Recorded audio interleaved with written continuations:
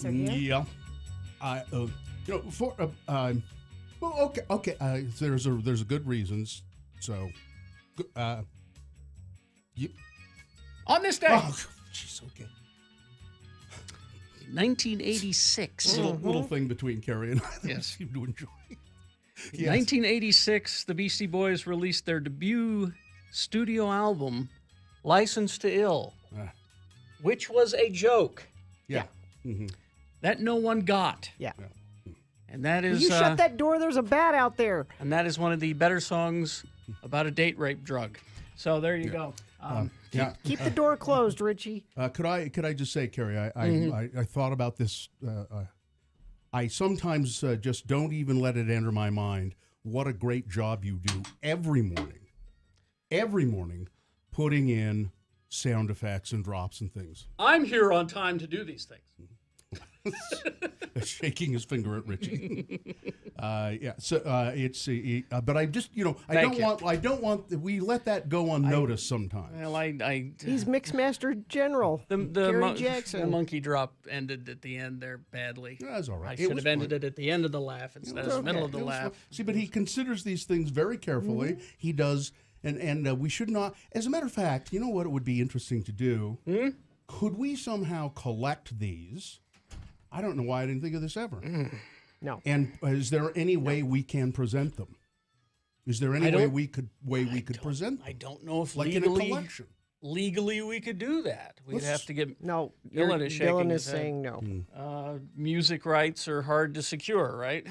However, they do let people do remixes and mixes. Yeah, of but things. they pay for them. Not always. No. Well, we'll look into it anyway. So the other big thing here, I walk into the studio this morning and the door was shut, and so I was surprised by that because my hands are always full and it was hard to open the door. And Gina came in, opened the door, closed it really quick behind me, and said, "We got to keep the door closed. There's a bat out there." Well, do you want it in here? No, I don't. Okay, well then keep the door closed. I'm not. But no, that's not what I'm commenting on. Well, keep the door closed. That's fine. Oh, I just saw it. It just flew by. Oh, see, I want to see it. Your unreasonable fear of this animal.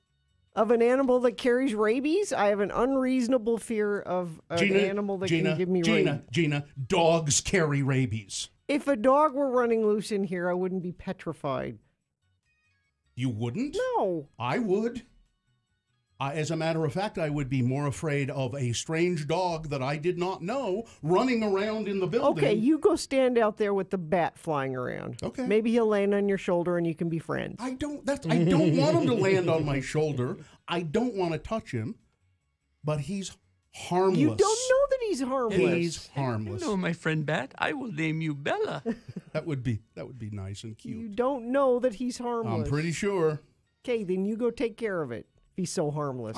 I don't. Okay, listen. Why don't I not do the show today? I'll go out and do. That's why he's not, because he has the. If it weren't for the show, he'd be out there handling the bat situation. Bat wrangler.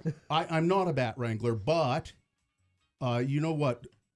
Somebody should probably call. There's somebody who deals with this kind of thing. Yeah, who do you call it? It's not animal control, is it? Maybe. Or animal rescue. Call I've called Batman. Is that who you call? I've pulled up the wiki how to get rid of a bat in your house. How do you get rid of a bat? Well, it says you need leather gloves. We don't have those. I don't know if we have those. Yeah, because you can catch them. Open the windows. We don't have any windows. Open the window. How did he get in? Somebody should open the stairwell door. I'm sure he came in through like the elevator shaft or something like that, or a stairwell. Yeah. We might have bats living in the garage where you park, Gina. That's true, Gina. That's probably where he lives, and you just haven't noticed them because they're hanging on the ceiling above your car. Let's see. That's why I park outside. Bats are never outside. My wife is on it. A small percentage of bats carry the rabies virus. Of all weekend sick bats captured and tested for the disease, only about 6% have had the virus, but 90% of human rabies in the United States originate from contact with bats. So if you're going to get rabies, that's how you get 90% of the time. Really? So keep the damn door closed. Well, but that, the reason for that is not that the bats attack. It's that people see them and they're kind of weak, and this bat apparently is not very weak. He's flying around just fine. They pick them up. I'm having flashbacks to third grade. When I was in third grade, Spencer Pecht, for show and tell, brought a mason jar, glass mayonnaise jar with a bat inside. Live? Yeah, this was his show and tell. Holes poked in the top. Yeah, he was like, see, we caught this bat, And, of course, Spencer Peck dropped, accidentally, I'm sure, dropped the jar. And, really? So I remember distinctly seeing the bat lying on the ground, covered in glass, and just like, oh, God, what happened? Stunned. Oh, the poor thing. And then it's kind of, bolted up and then whoa, just up and flying around the classroom, and Mrs. Carlisle freaking out, and the janitor had to come with a broom. And we should. Where's our do we have a janitor? Do we have a broom? We have a big broom. We should look up. But I think this is true. If they're flying around like that, they're probably not ill. No, they don't they're have fine. anything. It's when they have rabies and they end up on the ground and stuff, and people. I still don't want to get bitten, rabies or no. I don't want to get bitten either. Then don't act like I'm crazy for wanting the door closed. Baddest. All right, it's time to officially begin the program after a few messages, and I'll also take your check-ins. 877-602-9696 is the number to call. Call and tell us about the bats in your belfry. What you're doing today. Yes, Carrie, what? I don't know if we're doing anything here right now. I bet we have a live ad here. I do not know. I do know that. Do you have that? Yes, I do. Okay, all right. So anyway, 877-602-9696. Call, check in, be a part of the least popular feature we do on the show. And I can tell you that we can talk about Dr. Randall Barnett here. Oh, Dr. Barnett. Mm-hmm. Oh, Alpine Plastic Surgery at 5405 South Adams Avenue Parkway in Ogden. It's right next. It's connected to the hospital there. yeah, it's Ogden Regional Hospital there, which is one of the things that I liked about going to Alpine Plastic Surgery. You just feel better having it connected to a hospital. They don't have to be, and they don't have to be board certified plastic surgeons. You can they can perform it in some I would feel better living in a hospital, actually. But if you're going to have surgery. Plastic surgery. Yeah, plastic surgery specifically.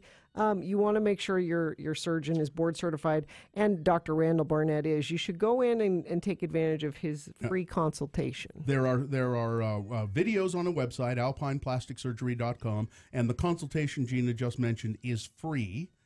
All you have to do is make an appointment to discuss with Dr. Barnett something that you might want to have done, like breast augmentation or whatever. So call 801-689-3500. That's 689-3500, Alpine Plastic Surgery. Dashboard Confessional, December 4th at the Complex. Doors will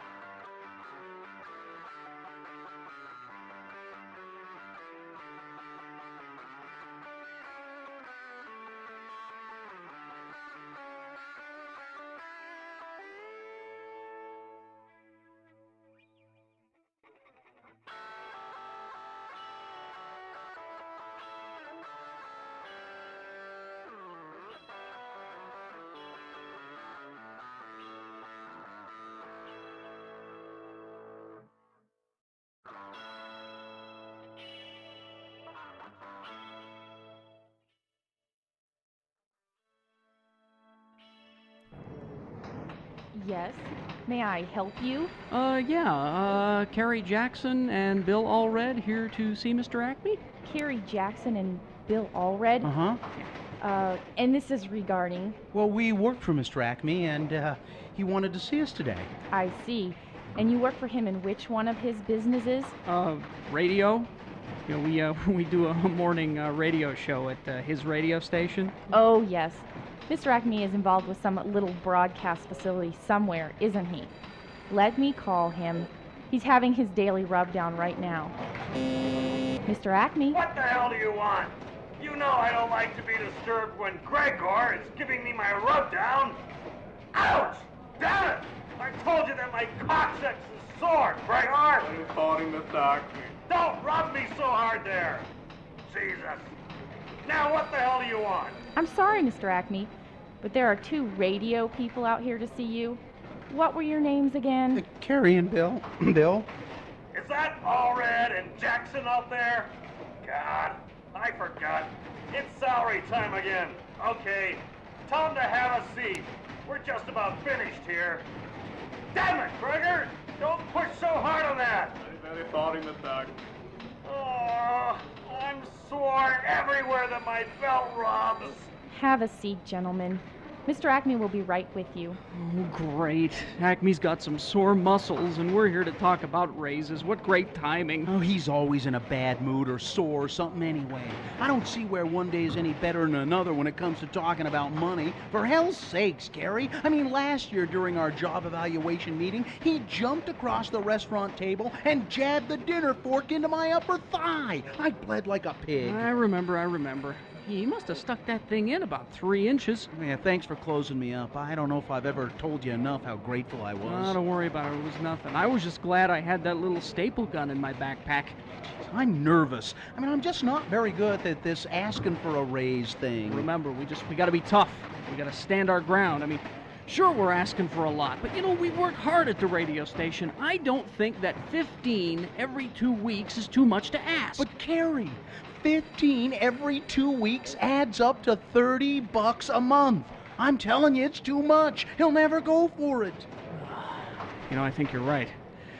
We got to get out of here. Oh, okay. Here's what we do. What? I'll pretend that I'm sick, and then you pretend to rush me to the hospital, okay? Okay. Oh. Ma'am, will you tell Mr. Acme we'll be back some other time? I've got to rush my partner to the hospital. I think it's his ovaries or something. His uvula or something. You're going to be okay, partner.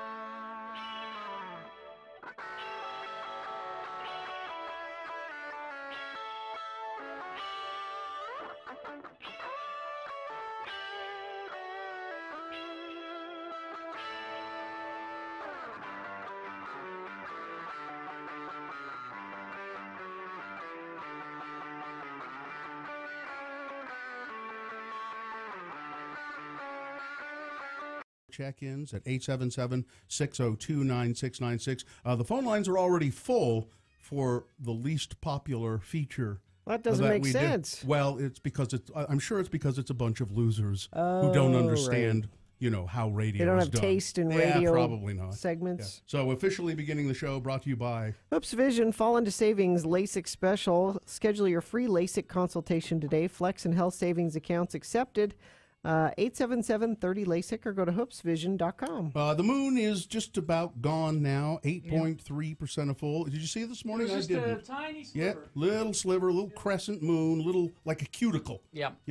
Like a cuticle. The next full moon will be December 3rd at 8:46 a.m. The moon will set today at 4:07 p.m. Today being Wednesday.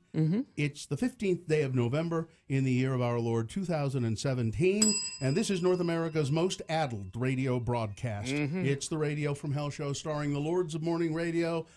Sound off, Kerry Jackson. Oh, hello. Bill Allred, yo, and Gina Barberi right over there. Hi, Gina. Hi. Hi, and Richard Thomas Stedman is the lady in waiting and producer to the Radio from Hell show. Dylan Allred is producing video, and Katie for short is here. You can see video from the show at x96.com/live. Oh, we're officially starting. Yeah, we've officially begun. All right, let's go. And now the check-ins. Checking in, brought to you by Outperforming the Others, Performance Toyota Bountiful with exciting 2018 Toyota Camry at a price that will put a smile on your face. Oh, do you know it's National Peanut Butter Lovers Month? Oh, it is? Yeah. All month? Mm-hmm. Wow. And it's Clean Out Your Refrigerator Day. Like your work refrigerator or your all refrigerators? Just any refrigerator, what's that lurking in the back of the fridge? You've got condiments in there that have been in there way too long. Or you get the thing, you look at it and say, I can't even tell what this is anymore. Oof, I hate that. All right, we got a line open, 877-602-9696. Let's begin the check-ins with Mark. Hello, Mark. Good morning, Mark. Good morning. Mark? I'm a local defense attorney driving to Moab for 30 seconds, and I'm going to listen to you till I fade off in Spanish Fork Canyon. So you go to Moab and you're going to go to court, and you think it's going to take you about 30 seconds, and you're done, huh? Yeah, sadly, sometimes those hearings only take that long, but you still have to take the drive. Now, are you doing this pro bono, or are you court appointed? No, this is a private case that I have out in Moab. Somebody I do probably 6 or 7 cases out there a year. Nice. Well, Mark, nice to hear from you, and be careful in Spanish Fork Canyon. You know that Soldier Summit can be a devil. Thank you. All right. All right. Thanks for checking. Let's go to Adam. Hello, Adam. Adam. This is Adam. Hi, Adam. Work. What are you doing, Adam? You're doing what? Where do you work? What you doing? I'm a security guard, and I'm driving home from work, and I thought I'd give you guys another option if you can't find a big broom for your bat. Oh, okay. What, you're going to come in and shoot it? Not exactly, but if you've got a metal hanger around, you wave it around at that bat where it is. Mm-hmm. The situation will resolve itself. What does that mean? How so? It means the hanger looks like a cloud of bugs, and they try to get it. Well, then they'll come right at you. Yeah, but then you move, and then they're not moving anymore. What? You're not making yourself very clear. Hey, the bat will crash into the ground trying to get at the cloud of bugs that he can't find. I see. You think and then it'll stun him, and then you can put a... It'll stun him, and then you can put him outside. Put a brick... Hey, go try that, Bill. Yeah. Listen, Gina, unfortunately, I have a radio show to do. You're the bat lover in the room. But that sounds like... I think Adam doesn't know what he's talking about. Bat lover. Actually, I was one of those kids that tried to not get rabies when I was little. Caught them all the time. Yeah. Tried to not...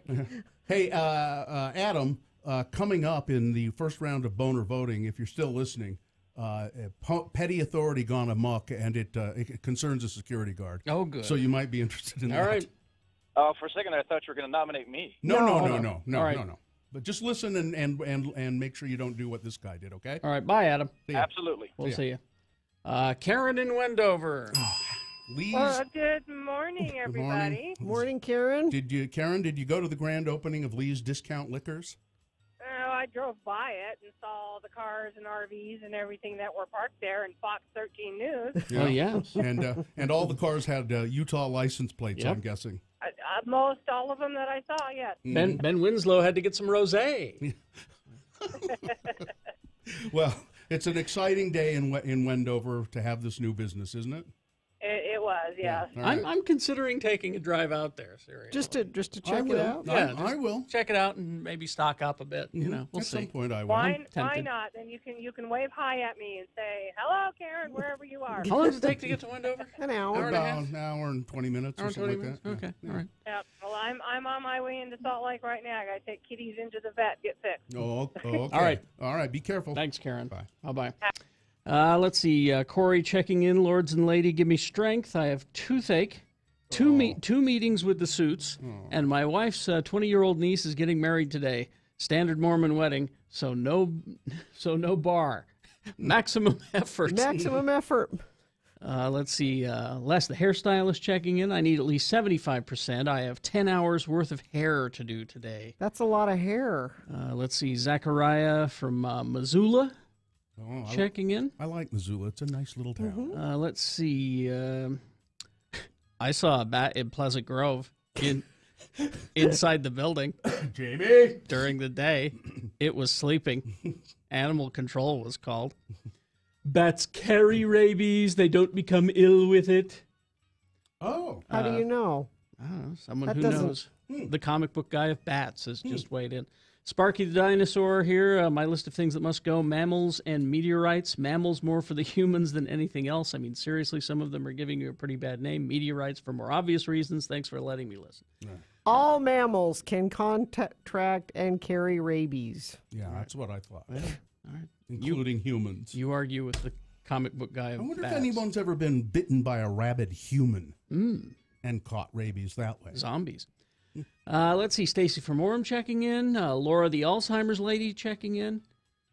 Teacher Emily. Pothead Fred checking in. Ogden shut in. Well, all right. I guess we better do it. Sounds like a show. We have to do it.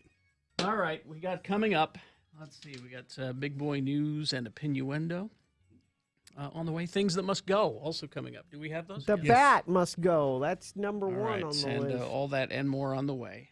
Let's see. News is next. Click it or tickets. Yeah, if maybe somebody should call the highway patrol and say, we have a bat here who's not wearing a seatbelt and flying around, and then they could ticket. It makes a huge difference wearing your seatbelt. We've heard from police officers who have come upon a scene where nobody was wearing their seatbelt, and they found a very different scene when they went to an accident where everybody was wearing their seatbelt. You know, first responders always tell us that it really does make a difference. Yeah, and nobody wants to tell a loved one that their grief and loss could have been prevented if they'd just been wearing seatbelts. Yeah. So put your seatbelt on, click it, or the highway patrol will give you a ticket. Yeah, it's when we did that X poll, they would tell us these gruesome stories about because I mean the car stops, yes, but you keep moving. It's physics. Even in my Nebo school district education, I learned that part of it. So click it or ticket. Do you have traffic? I do. Although there's not much going on. No problems so far. Freeway speeds, I-15, 215, I-80. Maybe you see something. Let us know. Text it to us, 33986. Brought to you by Get Unlimited 1.5% cash back plus a $100 bonus with Power Cashback Credit Card from Security Service Federal Credit Union. Restrictions apply. Get details at ssfcu.org. Want music? Listen at 10 for a 1-hour non-stop music wingding on X96.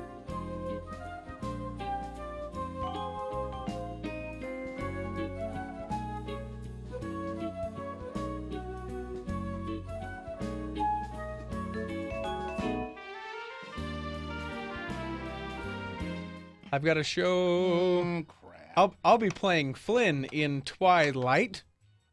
Light. Light. L-I-T-E? L-I-T-E. Yep. I'm the bully. You know. Are you the wolf boy? No. You're not the no, wolf boy. No, I wish. I pitched to be the guy who takes his shirt off at one point for no reason. You love to take your shirt off. I absolutely do. Kind of like the Will Ferrell of this station. Okay. But no, the show is I'm the I'm the only guy that looks like he could beat up another guy in all of theater in Utah. So they're all pale, vegetarian. Yeah, and thin. We had plenty of people who could play the vampire type, but not very many who could play the bully. So, I'll guilt you guys into that show another time. I'm a shed vampire. I'm the only one who goes to your plays anymore. Oh, I went. Oh, yeah, you did. And Gina may come to this one because it's a Twilight spoof. Yeah. Maybe. And we all know Gina loves Twilight. The sparkly vampires. Yeah. We got this. Are you going to sparkle? I don't sparkle because I'm not a vampire. He's a bully. But we do have a vampire sparkly going to vampire, sparkle? you Okay. bet. And a Bela Lugosi vampire too. Undead. So like there's this old-fashioned vampire. Don't worry about trying it. to figure out what the young vampires are. What I is don't vampire understand this. You kids today. I don't with your understand this. sparkles And you're fast running. What is this? You can go outside. What? Yeah. What? Can you see yourself in the mirror? That's what I want. Look, have some wine. All right. Guess we just sort of wrote the play, didn't we? Is that it? Wrote and ended And it. performed. There you go. Kids, there's something the matter with kids today. Kids, they go and sparkle outside in the day. There it is. Yep, little musical number. Yep. Easy. Desert Star Playhouse. Be there. The shut'll come out tomorrow, and he'll be able to stand outside. I hate him. I miss the sun. Oh, Lord. You owe Carrie money now. I know. I used to be tan, you know this. I had a house in Palm Beach. Aw, damn. Blow this. No, that doesn't. I'll get there. Here comes the sun. You better run, you dumb old vampire. We get Deedle. we sparkle. Da, da, da, da, da, da, da. Ah, you kids.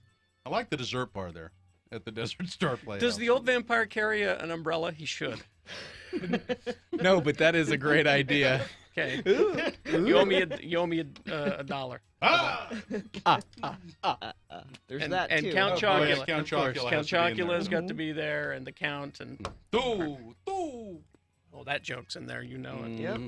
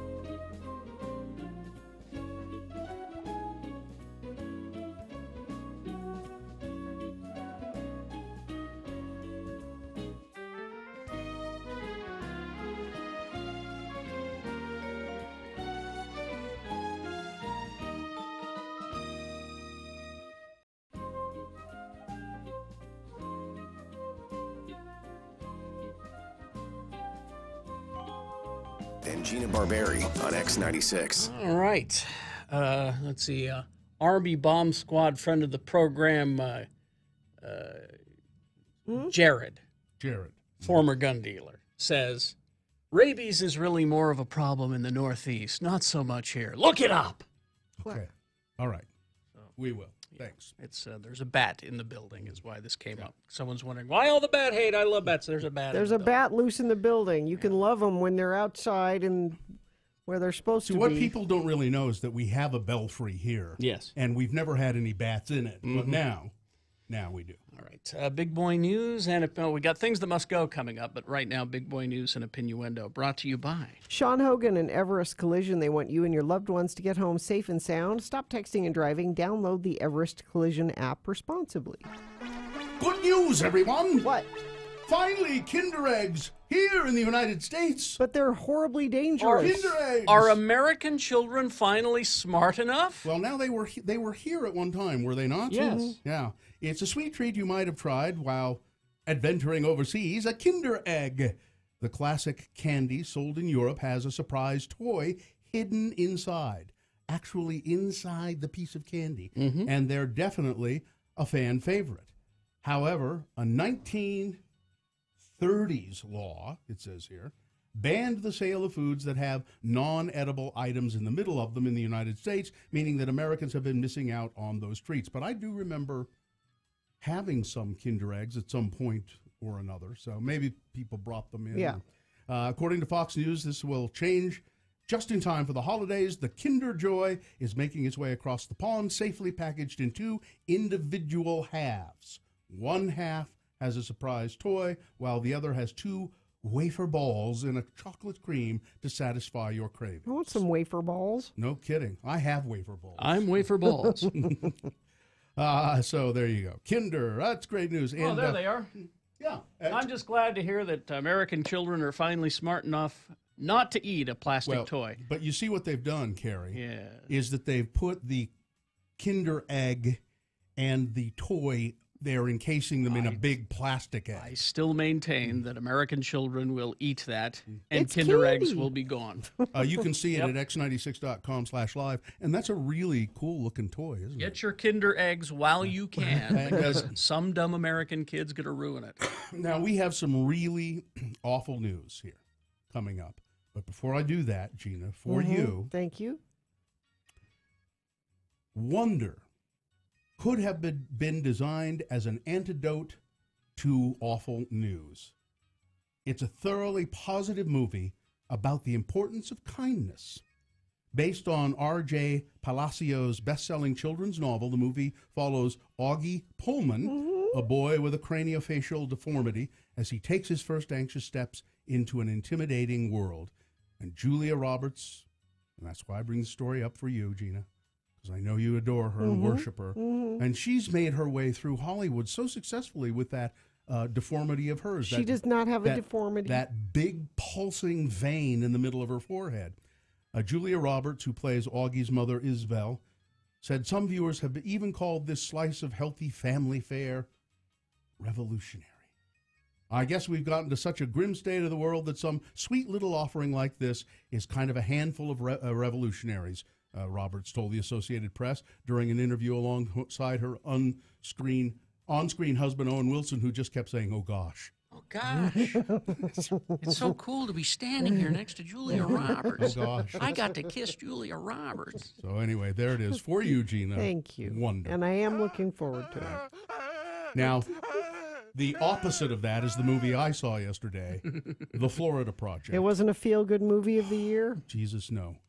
And it's, it got just stellar reviews everywhere. Huge. But you were mixed on it, it seemed. No, I mean, the reviews are deserved, but it is not a pleasant experience. All right? I'll just say that. It's one of those movies, yeah. All right, now... I'll review Justice League for you coming up just after 7. Not a pleasant experience? A pleasant experience. Oh, okay. Yes. Now, God. So, maybe, I think if we really ramp up our game, we could get to a mass shooting in this country maybe every other day. Yeah. Let's ramp it up and see if we can do that. It's understandable why the president is even confused about it. Did you see his tweet this morning? I did not. Let me do a little bit of the story, and then you do that. Okay. A gunman killed 4 people in a remote Northern California community yesterday morning, but a much bigger death toll was averted when the killer was unable to get into an elementary school because of the actions of a hero mother and great teachers. The staff at the tiny Rancho Tehama Elementary School west of Corning moved quickly when they heard gunfire just before classes were set to begin. Doors were locked. Students dashed inside and hit the floors underneath desks and tables. The shooter, who was killed by police at another site, had rammed a stolen pickup truck through the school's locked gate, walked into the schoolyard, and fired his rifle through the windows and walls. Now, I've heard that there was a mother who had dropped her kid off at school and was driving home. She spotted him, saw him, and she, I think, raced back to the school to try to alert them as well.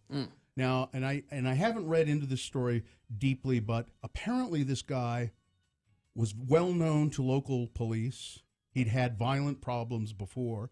And did I hear this morning, and it wasn't in this story that I had, that they suspect that he may have killed some of his family members, but they had not. Oh, I didn't see that. They had not found them yet. So, I mean, just four people dead in that shooting, and it could have been dozens of people dead. He's deleted it now. Yeah. Everybody screen capped it. What did our president tweet? Well, may God you bless the people of Sutherland Springs, Texas. FBI is on their way. Oh, I saw that. Yeah. I saw that. The shooting that happened last week. I know it's hard to keep track of the mass shootings. Yeah, this one was in California, sir. Your autocorrect for mass shootings is wrong. Yeah. Okay. That's President. But it's gone now. There we go, disrespecting the office again. Wrong. That's President. I know you are, but what am I? Exactly. Salt Lake City jogger was attacked during her morning run and groped, and she fought back against a man who came up behind her and grabbed her. It was about 6 o'clock in the morning, 1700 South, 5th East. Yeah, I would have advised you not to jog there. A Salt Lake City police spokesman, Greg Wilking, said the woman was carrying a small knife in her hand. So I guess she knew where she was jogging. And she stabbed the man multiple times when he grabbed her. After he was stabbed, the man turned and ran toward a nearby bus stop, and the woman chased him. Wow. Yeah, don't do that.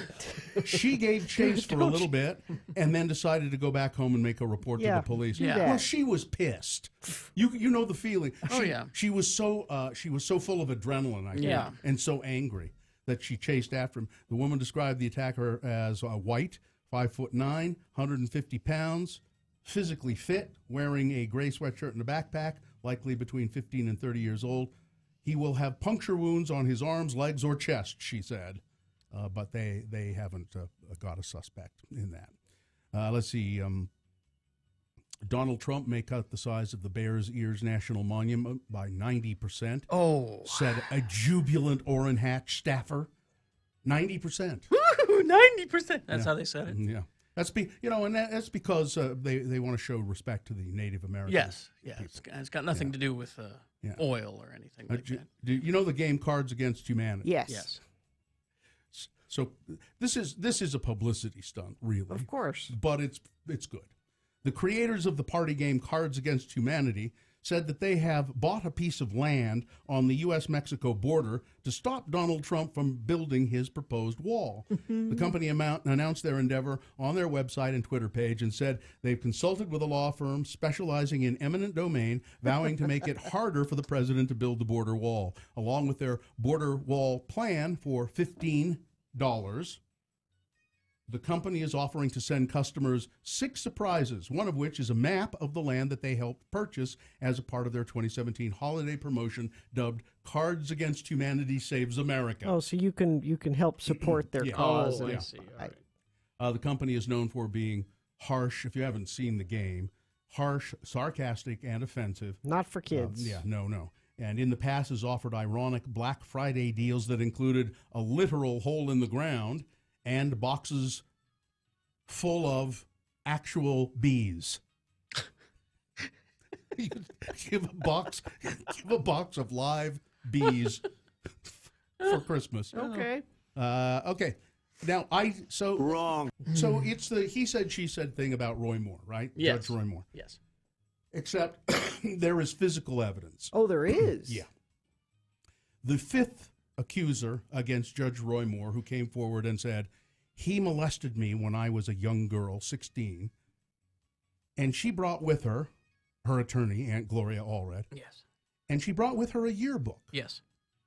A high school yearbook. Mm-hmm. And she was a waitress in a cafe. And Roy Moore would come to the cafe every day and stay for a long time and always have her wait on him. She didn't think much of that other than he liked the cafe. He was friendly. She knew he was the district attorney. She was a little flattered maybe even by, I want her to wait on him. Yeah. And she had her yearbook there at the cafe where she worked after school. And she, I think she said, "Will you sign my yearbook?" Or, no, he asked, "Can I sign your yearbook?" And he did. And it's, That's not evidence that he did anything. No, though. it's not. Creepy. No, it's not evidence that he did anything. It's creepy. But there's evidence that there was a relationship. Yeah. But he said of her when she came forward, I don't have any idea who she is. Yeah. He signed it to something like the dearest, sweetest. Oh, it wasn't just his name. No, and Merry Christmas. Merry Christmas and dearest. Yeah. And Judge Roy Moore, District Attorney. Yeah. To the sweetest, loveliest. Yeah. I don't know her. I don't know that cafe. I've signed all kinds of yearbooks. No, you haven't. When was the last yearbook you signed? He came to that cafe every day. I don't know where that is. I've never seen that. But he's a lying ass. But the evangelicals are doubling down. This is what happened. The stuff comes out. They don't care. And it makes them even more. You saw the guy running down the stairs being chased by reporters saying, "I'm voting for Roy Moore because he's not a Democrat." I mean, that's all that it matters. Because a Democrat will put everything in danger. Because Benghazi. Yeah, Benghazi. Because that uranium deal. Yeah. Because of the Clinton Foundation. By the way, Shepard Smith yesterday on Fox. In 30 seconds. A little longer, but he just took care of that. He's great. Is he going to get He fired? Said, he's catching hell. There is nothing there. No, the Fox viewers are livid that he did that. I've got a story on that in the Washington Post. There's never been anything there. Quickly, Sean Hannity said to Roy Moore, he supported him. Now he's saying 24 hours to prove you didn't do this or step down. Because I'm losing sponsors. Yeah. And Taylor Swift and her squad went shopping at Target. Oh, good. Okay. And how can you prove you didn't do something, though? Well, yeah. But how can you... I don't know. You can't prove that you didn't do something. The only way he could have ever come up with any proof is if he could have established that he never was around any of these people. But this fifth one clearly... All right. Clearly shows he was. Let's Sports see. weather traffic. Serena Williams and her fiance, Reddit co-founder Alexis Ohanian, are set to marry in New Orleans on Thursday in an intimate ceremony. And I didn't realize this, but their 11-week-year-old daughter, she's Alexis Ohanian Jr. How can she be an 11-week-year-old daughter? 11-week-old. But the point I thought was interesting is, do you know many people that are juniors, like the daughter is a junior? No. It's normally a male thing. But I found that interesting. Yeah, that's all. The Jazz are on the road at New York playing the Knicks tonight at 5:30. That's sports. Brought to you by the news you trust from the most experienced team in Utah, 2 News. Check out the new KUTV.com. Weather, so we've got some warm, breezy day today. We're going to have snow by Saturday, they say. Really? Yeah. Rain Friday, snow Saturday. So enjoy today. And enjoy your drive, because so far it's looking pretty good. Unless you see something I don't, then you can send it to us. Appreciate it when you do. You text it to us, 33986. All right. Thank you very much. Is Things That Must Go sponsored? Yes. This holiday season, dine, drink, and shop local. Visit Central 9th District, featuring Mediterranean, Small Plates and Wine Bar, Lizzie's Kitchen, Middle Eastern Food, Blue Copper Coffee, Troubadour Salon, Water Witch Cocktails, and Jade Market Grocers, just a few steps from the 9th South Track Station. Things that must go on the radio. These are things that you cannot stand in your life anymore. You really would like them to go away. You want to get rid of them. So you send it to us, these complaints. Send them to radiofromhell@x96.com. Put Musco in the subject line. Hopefully, by reading it on the radio, if we do, it'll make you feel better, and it might even go. I'll start. I have a couple of my own today. Okay. This time of the year, when you walk into a grocery store, and all you can smell is cinnamon-scented pine cones. Yeah, they're overpowering. It's too much. Yeah. It's too overwhelming. It's awful. I don't know, put them outside or something. And then all the other thing that must go for me is all that pumpkin stuff. There is it is, and I don't mean just pumpkin spiced things. You go into the store, pumpkin cupcakes, pumpkin cookies, pumpkin. I do like the pumpkin cookies. Pumpkin potato chips. I'm not kidding you. Pumpkin biscuit mix, pumpkin frosting, pumpkin. I'm sick of it, and it's just stupid. Stop it. All right, this one from, it says, dearest potentates of morning radio and lady potentate in waiting. Potentates. It's the gimpy cupcake again here with a few things that must go. While working at a local car dealer, working with local car dealers to find a new car, I repeatedly hear the salesman refer to the car, the truck, or the SUV with the same term, rig. As in, I drove from our Ogden location, and it's a nice little rig. I didn't realize I was in the market for a Peterbilt or a Mack. I'm sorry, but I don't equate rig with passenger vehicles. That must go. Maybe boats, maybe, So. Yeah. Let's see. Daylight saving time must go. Most people don't mind the fall back portion of daylight saving, and mostly I have been able to adjust to the change in the fall quite easily. But anyway, she goes on and on about daylight saving time. Well, let's just make every daylight saving time fall back. Let's just change that Just to keep spring going ahead back one. and back just keep and- going back. Let's just because everybody loves it. Maybe I'll get younger. Yeah, that would be nice. And then loud chewing must go. If you insist on smacking your mouth and chewing your gum with your mouth open, I will insist on being allowed to stab you in the throat with a pencil. Thanks for letting me listen. Bill, make mine a double. Make mine a wet bar. Carrie Geek Show says, hey. And Gina, you go on and take back that flag. You hear? And then this very short one. This one from Jenny. Hey, my thing that must go is Iggy Pop's shirt. Hey, it worked. Am I doing this right? Yes. There we go. Perfect. All right. That's Gina?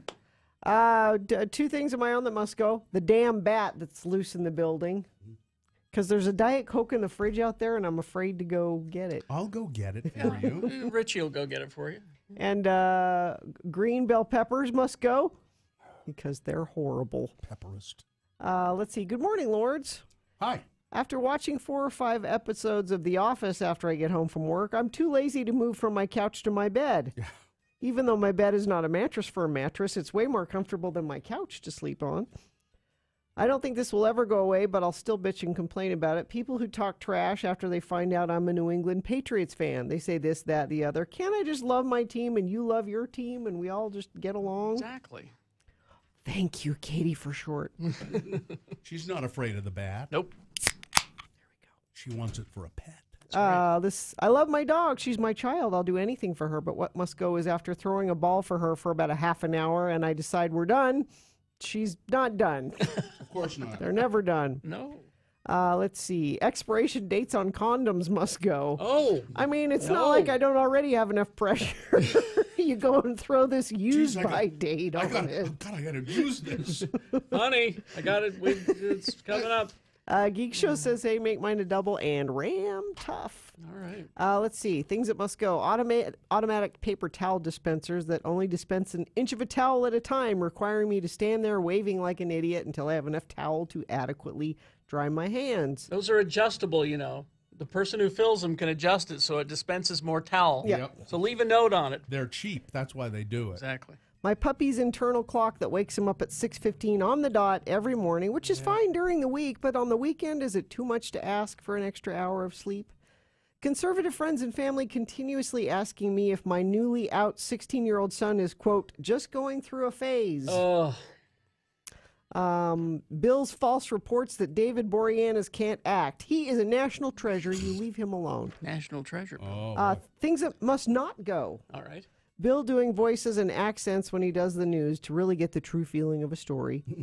Gina interrupting Bill in the middle of news stories to ask a question that he was about to answer with said information. And Carrie giggling in the background. All those things must not go. All right. Let's see. Thing that must go. Customers who throw their money on the counter instead of handing it to me like I'm a human being and not a stripper. Don't throw your money at me. Let's see this one from Bree. I work part-time at a movie theater. Oh, I got a movie theater must go coming up. When you do Justice When League? I tell you about the Justice League on the way. I work part-time at a movie theater. Here are some things that must go. Complaining about the prices.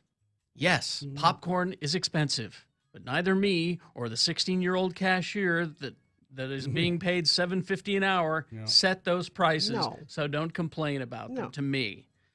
Complaining that the product is not worth the money. Of course this pizza is not worth $9.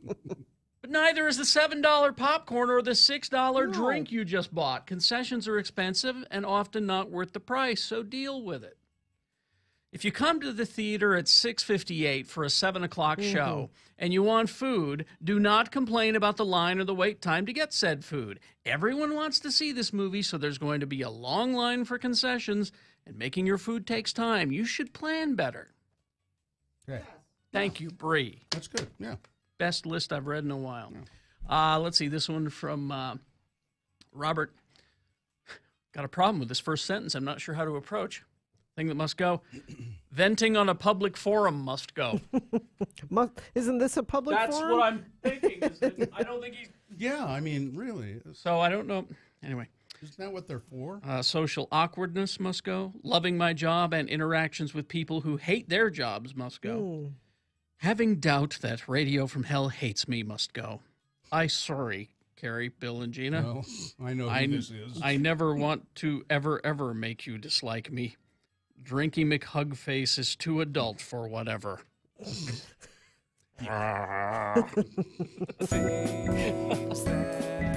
Things that must go on the radio. From Hell Show. Seeing typical rush hour delays on I-15, southbound stop and go from Layton through Kaysville. Northbound, very slow traffic between Bangor Highway and 72nd South and Midvale, but no accidents to report so far. You can always report one to us if you see something or stuff in the road or whatever, 33986. Brought to you by your locally owned and operated Big O Tires. Buy 3 tires, get 1 free sale now through November 26th. Big O Tires, the team you trust. All right. Yeah. You know, another team you trust is the team at XL Automotive Absolutely. Repair. Yeah. Richard and Steve. And you're out in traffic this morning and the car's running a little rough. Swing by XL Automotive Repair this afternoon on your way home from work or on your lunch hour. It's 33rd South and about 3rd East. And just have them look it over. You know, they're too honest. They are. Every time I go there, something like that happens. Like, well, ma'am, I looked and I know you wanted me to change the oil, but you don't really need an oil change. That's ridiculous. I don't know how they stay. Now how they stay in businesses, they're like that. But a lot of times you will need an expensive repair, and you know that they will do it properly. And here's the perfect XL story like that. Okay. I was in there one time, and I think it was something to do with shock absorbers, as I recall. Part, and Steve was saying to the woman, "Now I could fix this for you. But they were installed incorrectly. Who did it?" And she told him, and he said, "I could fix it for you and charge you. But what I would do is take it back there and make them fix it." Yeah. That's XL Automotive Repair in a nutshell. So you know if they're telling you need a repair done and that they can do it right. Yeah. And they're honest. Go to 33rd South, 3rd East. That's where they are. They do have a website. It's XL, which is EXCEL, XLAutomotiveRepair.com. Hi there, it's Kerry Jackson. Geek Show is me and all my best friends sitting in my basement studio, drinking, laughing, and talking about the stuff we love. Sci-fi, movies, TV shows, comic books, toys, games, and more. Get a new Not Safe for Work episode every Monday morning. GeekShowPodcast.com.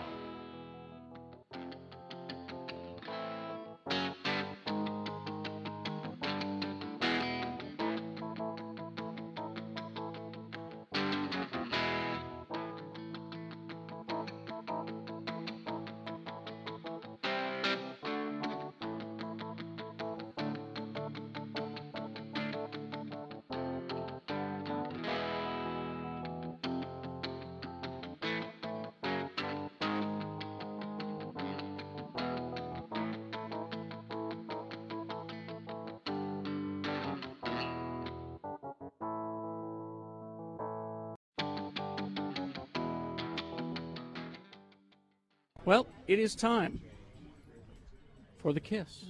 Now, did we get enough kiss money? Yes. In the short amount of time. He's lying. Yes, we did. How much did we get? We got we had the $1,800 that was dropped off here. And then on the phones we had about $455. We said $2,000. That's $2,255. And that was in a 10-minute time frame, really. Richie has always wanted to kiss Gina. So badly. Always wanted to. No. Oh, Craig's reaching into his wallet. I was hoping you would stop it. And we need. Here's Craig's going to give $2,000 to stop it. And we need video of this. Oh. We need evidence. People will want to see this on our website. All right, have you got it, Dylan? Mm-hmm. Okay. Well, Richie, why don't you? Is there an embrace involved in this, or just? No, what? Well, there was over 2,000. Okay. I don't know, Craig. He's taking his teeth out. Watch, we'll let see? Craig decide. Is an embrace okay? Yeah. During the kiss? Because this is the guy All right. who signs the check. I'm doing this willingly, so I don't think it's sexual harassment. So now I'm gonna. Wow. Do we need to pull him off? Take the microphone up with you. She's so creeped out she can't. She is so creeped out. It's she for can't the stand it. homeless and to defeat FM 100. Oh, excuse me. It's to defeat FM 100 and for the homeless. All right. Yeah, you're going to want the microphone close for the noises. Smacking noise. You're not going to be any noise. Oh, quit licking your lips. Okay. Here we go. Put your teeth in, Richie. No, I said I would do it with the teeth out. Now, who's counting? We all will. 1,001, like that. Okay. Yeah, we'll do it. Ready? Okay. Ready, set, go. They're not doing it yet. So weird. Okay. This is really weird. I didn't think it was going to be. Okay. Let's do it. Let's do it. Okay. 1,000. 1,000. Wait a minute, I lost count. 1, 3. Yay! For the homeless. Yay! It's for the homeless. Yeah, we should have had mistletoe. Was it a big disappointment, Richie? Richie, was it worth it? No, but Gina wants more. Was it everything you hoped? That was more than 3 seconds. That was. She kissed back, guys. Did she? Did she? She kissed back. Yeah, was it better for me or was it better for you, Gina? It sounds like it was better for you. Yeah? Yeah. Craig Hansen, the president of our company, now wants to see me in his office later this afternoon. Oh, again? Maybe he's another got 2,000. Maybe he's got 2,000 he wants to spend. Yeah. Well, He saw what a good kisser you were. He wants lessons. I'm glad. Did you just wipe my kiss off? That was really weird. I didn't think it was going to be that weird until you were right in my face. So this is my question. You're constantly flirting with Gina. Soft lips. Is that your question? No, I'm just wondering if this has changed your desires or Yeah, intensified them. We're done. You're We're done? We- That's it? We fulfilled it. Well, what else are we going to do, Gina? There's nowhere to go from Yeah. here.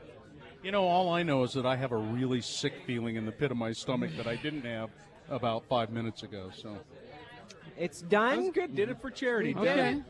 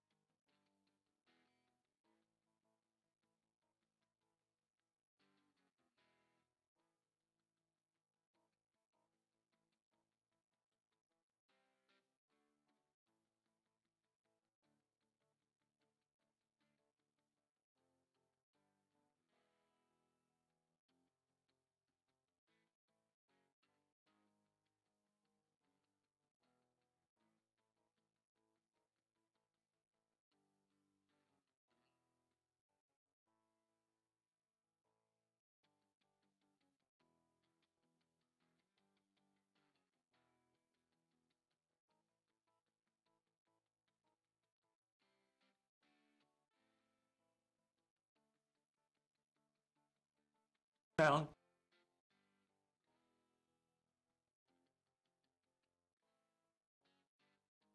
Gina Barberi on Twitter at RFHGina. Radio from Hell on X96. You know, speaking of that, stabbing range. Yes. There is a place in Ogden. I met this guy who owns it, and I forget what it's called now. And it's got kind of a name that would tell you what it is. An axe throwing range. I know people that have done it. Yeah, I've heard of this. Yeah. So it's right on Washington Boulevard. I met the guy who owns it. He's really nice. You can go up and throw axes at targets. There you go. I could not do that. They teach you how. Yeah. Oh, well, see, I tried when I was a kid. Oh. I had a hatchet. Mm-hmm. I thought for about an hour. No. Yeah. Didn't land once. I talked to this guy and I said, technically, aren't these hatchets? And he said, yeah, they are, but axe sounds better. That's sexy. Yeah. Axe throwing is the thing. Hatchet throwing. Maybe not so We're going much. axe throwing. Yeah. That's more impressive. Let's see. So, went to the movie last night. Justice League. Now, before I tell you about Justice League, let me just say this real quick here. Mm-hmm. Because we've all been there. Okay. Yeah. Would you guys do a drawing before the movie starts? Sure. We've all been there. Sure. So they're saying this to the Geek Show? And No, we've been in those situations. yeah. Oh, yeah.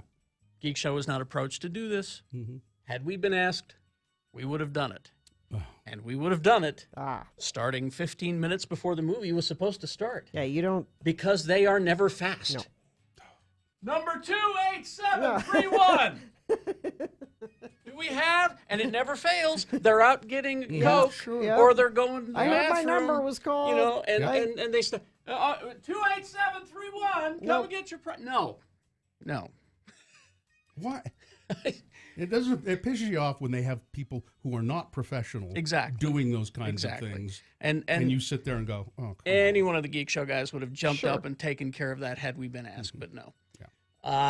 So yeah, and you start that at 10 or 15 minutes before the movie starts. You don't start it at 7 when the movie's supposed to start. And it's not just my inconvenience; it's because there's another movie scheduled to start in that theater after we're done. You know.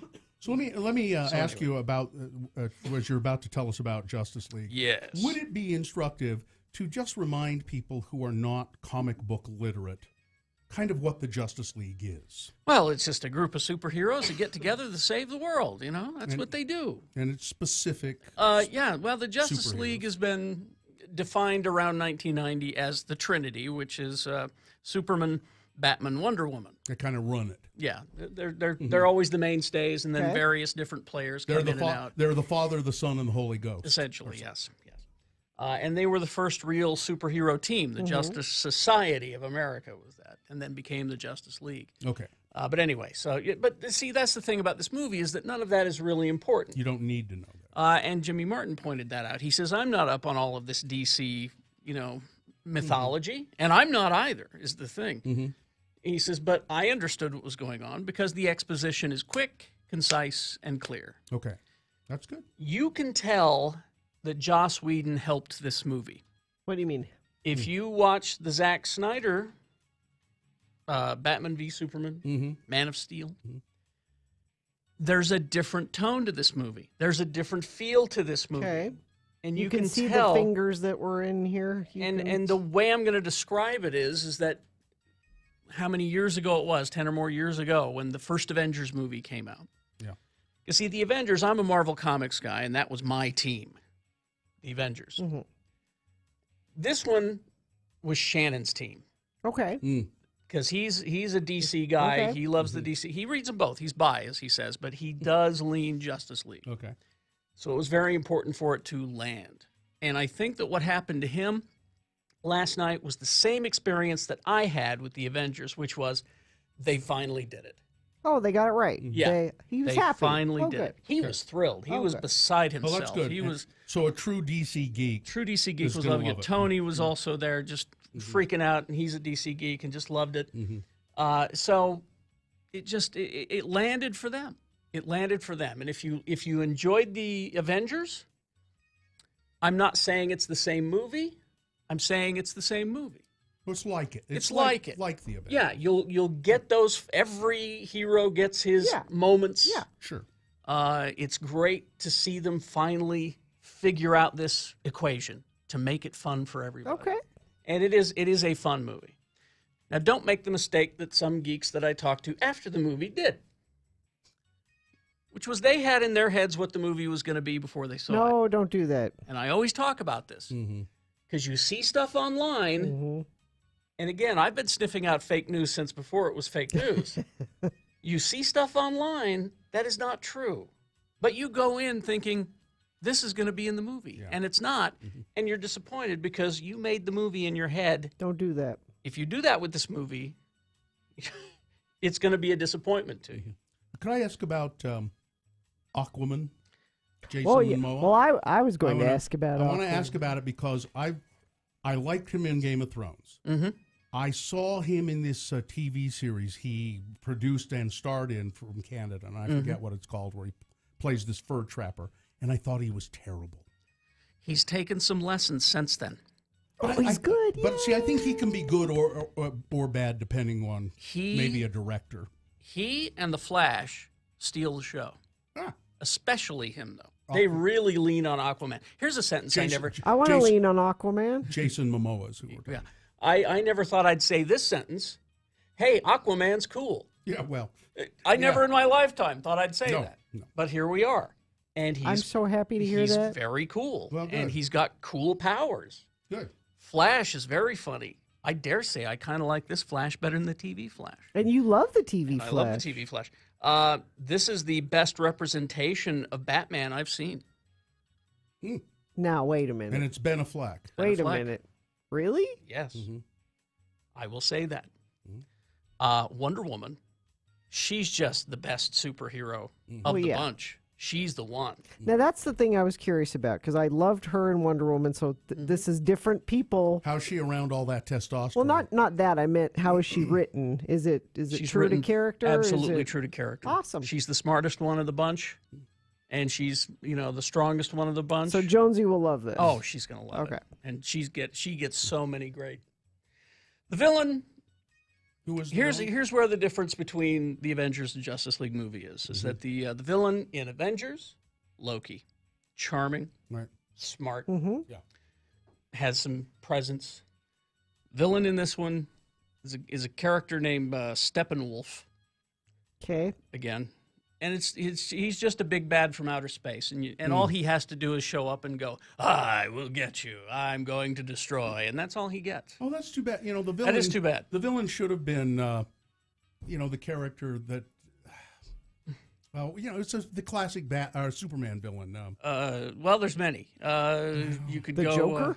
Lex Luthor was. Lex Luthor. He was in. Well, you have to see Batman v Superman for that. You get Lex Luthor there, so he's in jail. So, okay. Yeah. We had to have something to bring the Justice League together. It had to be bigger than Lex Luthor. But it should be somebody like Lex Luthor. It had to be, it has to be cosmic and galactic, Earth-threatening. Not just not a man, not just city-threatening. It had to be a god of some kind to go up against these other gods. All right.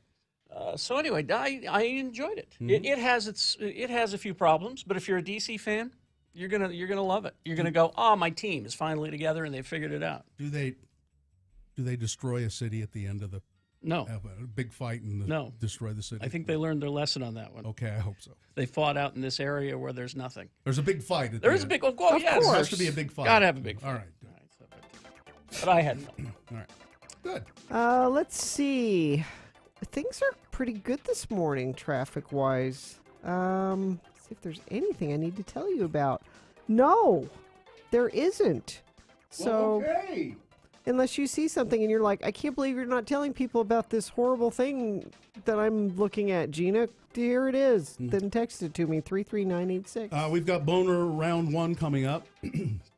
Here are your 3 Boner candidates. Number 1, everyone deserves a good education, do they not? Boner candidate number 2, petty authority run amok. Love those stories. Misspelled amok. And Boner candidate number 3, I needed a little help finding the car. All right. All 3 of those round 1 Boner candidates coming up along with Big Boy News and Opinioendo after the... I can always identify my car because it has Big O tires on it. I went not that long ago to Big O Tires on Highland Drive. Festus's car needed new tires, and with the winter, we're getting snow this weekend. Yeah. Oh, that's right. You don't necessarily need snow tires. I like to put snow tires on my car, but if you just haven't had new tires in a while, just regular, all season tires, get some new ones before it snows. Get into your locally Big O tire store, locally owned and operated. I think all of them are. And they are the team you trust. Go in there and you can buy 3 tires and get one free through November 19th, so not much longer. For instance, save up to $150 on a set of 4 Big O brand tires, $140 on a set of Michelin or BF Goodrich tires, 12 months no interest financing. I go to the Big O Tire on 2nd East and South Temple. I really like those guys in there, and they work fast and good, and they're great. So you can find a Big O Tire store by just going to bigotires.com. Join X96 broadcasting live on Tuesday, November 21st for our annual food drive for the Utah Food Bank. Now, this is all at Teleperformance at 8550 South, 1300 East in Sandy. Radio from Hell will be there doing our show live. Followed by me, John Smith. And then me, Todd Newcomb, from 3 to 7. We need you to drop by with donations of non-perishable food items. In fact, you can do that now through November 21st at any of the Teleperformance locations in Sandy, West Valley, and Ogden. But join us live at the Sandy location all day. Donate a ham or a frozen turkey and you can get free food from Even Stevens sandwiches while it lasts. And Zero Res will clean your vehicle's carpet. Details are at x96.com.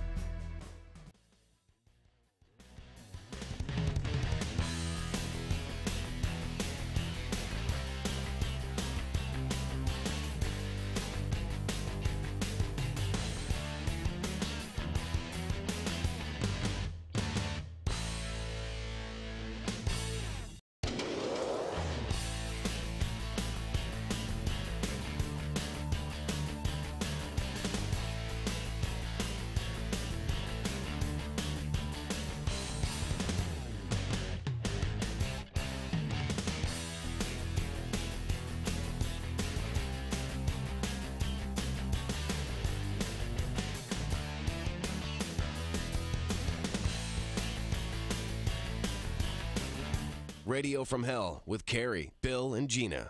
96.3 FM, X96. Last week, these little girls came up to me.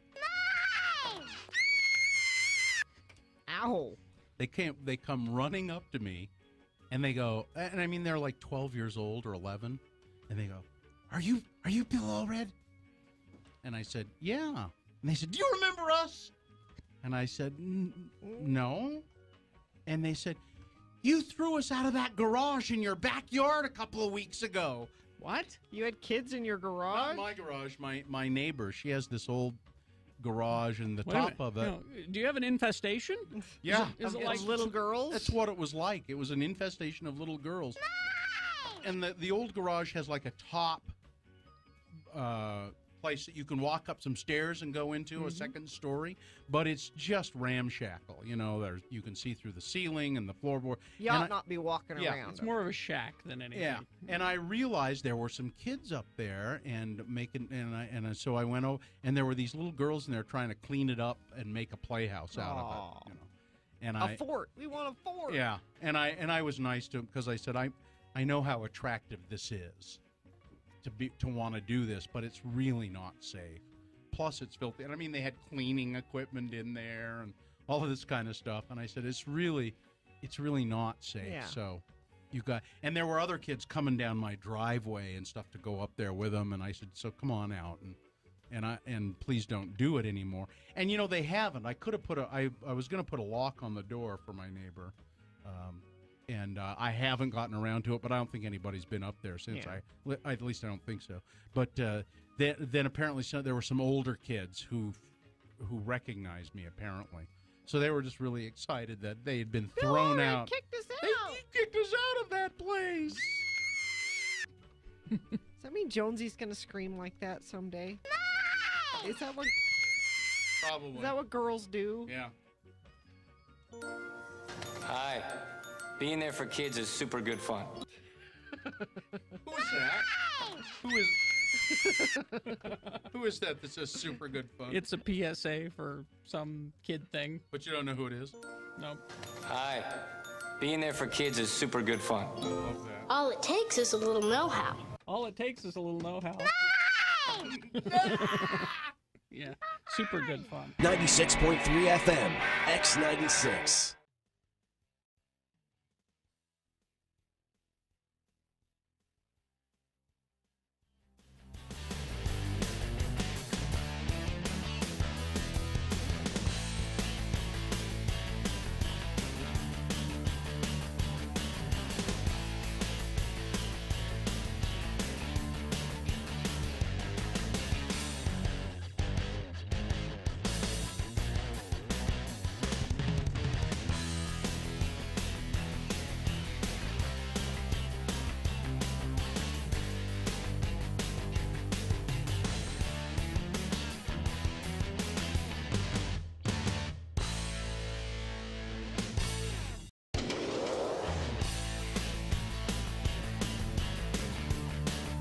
RFH Carey, Radio from Hell on X96. All right, 7:20 right now. Time for round one of your boner voting.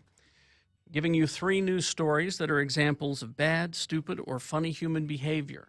And you'll decide, with your vote, which of these 3 stories, candidates, are the worst. Boner means mistake. Which one of these 3 candidates deserves to go forward to boner fight and possibly become boner of the day? Just because it wins here doesn't mean it's boner of the day. That has changed. We have higher expectations for performance. Yes, here. you're thinking just anybody can be boner of the day. No, you got to earn it now. You win this round, you go against the winner of round 2 in boner fight at 9:25. Round 2 is at 8:20. All right, so we'll give you 2 candidates now, then a 3rd candidate after the big boy news. Once you've heard all 3, you will vote. One of your lucky random boner voters will receive. I can't buy it. Gotta win it. Radio from Hell boner t-shirt courtesy of Excel Automotive Repair, Radio from Hell's official auto mechanics. Don't buy a lemon. Try Excel Automotive's $50 bumper-to-bumper used car checkover before you buy. Limit 2 cars per $50. Boner candidate number 1 is, well, everyone deserves a good education, do they not? Sure. Several Los Angeles area parents took part in an informal protest aimed at stopping a Palos Verdes high school student charged with murder from continuing to attend classes. Well, yeah. Everyone deserves a good education, do they not? Cameron Terrell, 18, was arrested with 2 juveniles in an alleged daytime gang shooting in October in South L.A. that left 21-year-old Justin Holmes dead. Mr. Holmes was walking with 2 friends when they were confronted by 2 armed suspects who asked where they were from. One of the armed suspects fired multiple shots and killed Mr. Holmes, according to the L.A. police. The suspects then fled in a vehicle driven by Mr. Terrell, the student in question. Although investigators do not believe Mr. Terrell fired the fatal shots, he has been charged with murder for his role in the crime, which is fairly common. You know, you're in the car that does a drive-by shooting, or you drive a getaway car, they charge you with the same crime. Gang allegations were filed against all 3 defendants. The 2 juveniles have not been identified, but their cases are in the process of being transferred to adult court. Terrell was charged in October. The 2 juveniles were charged in October, and then Mr. Terrell was released and allowed to return to school. Now, parents did not care for that, and they started taking their kids out of school.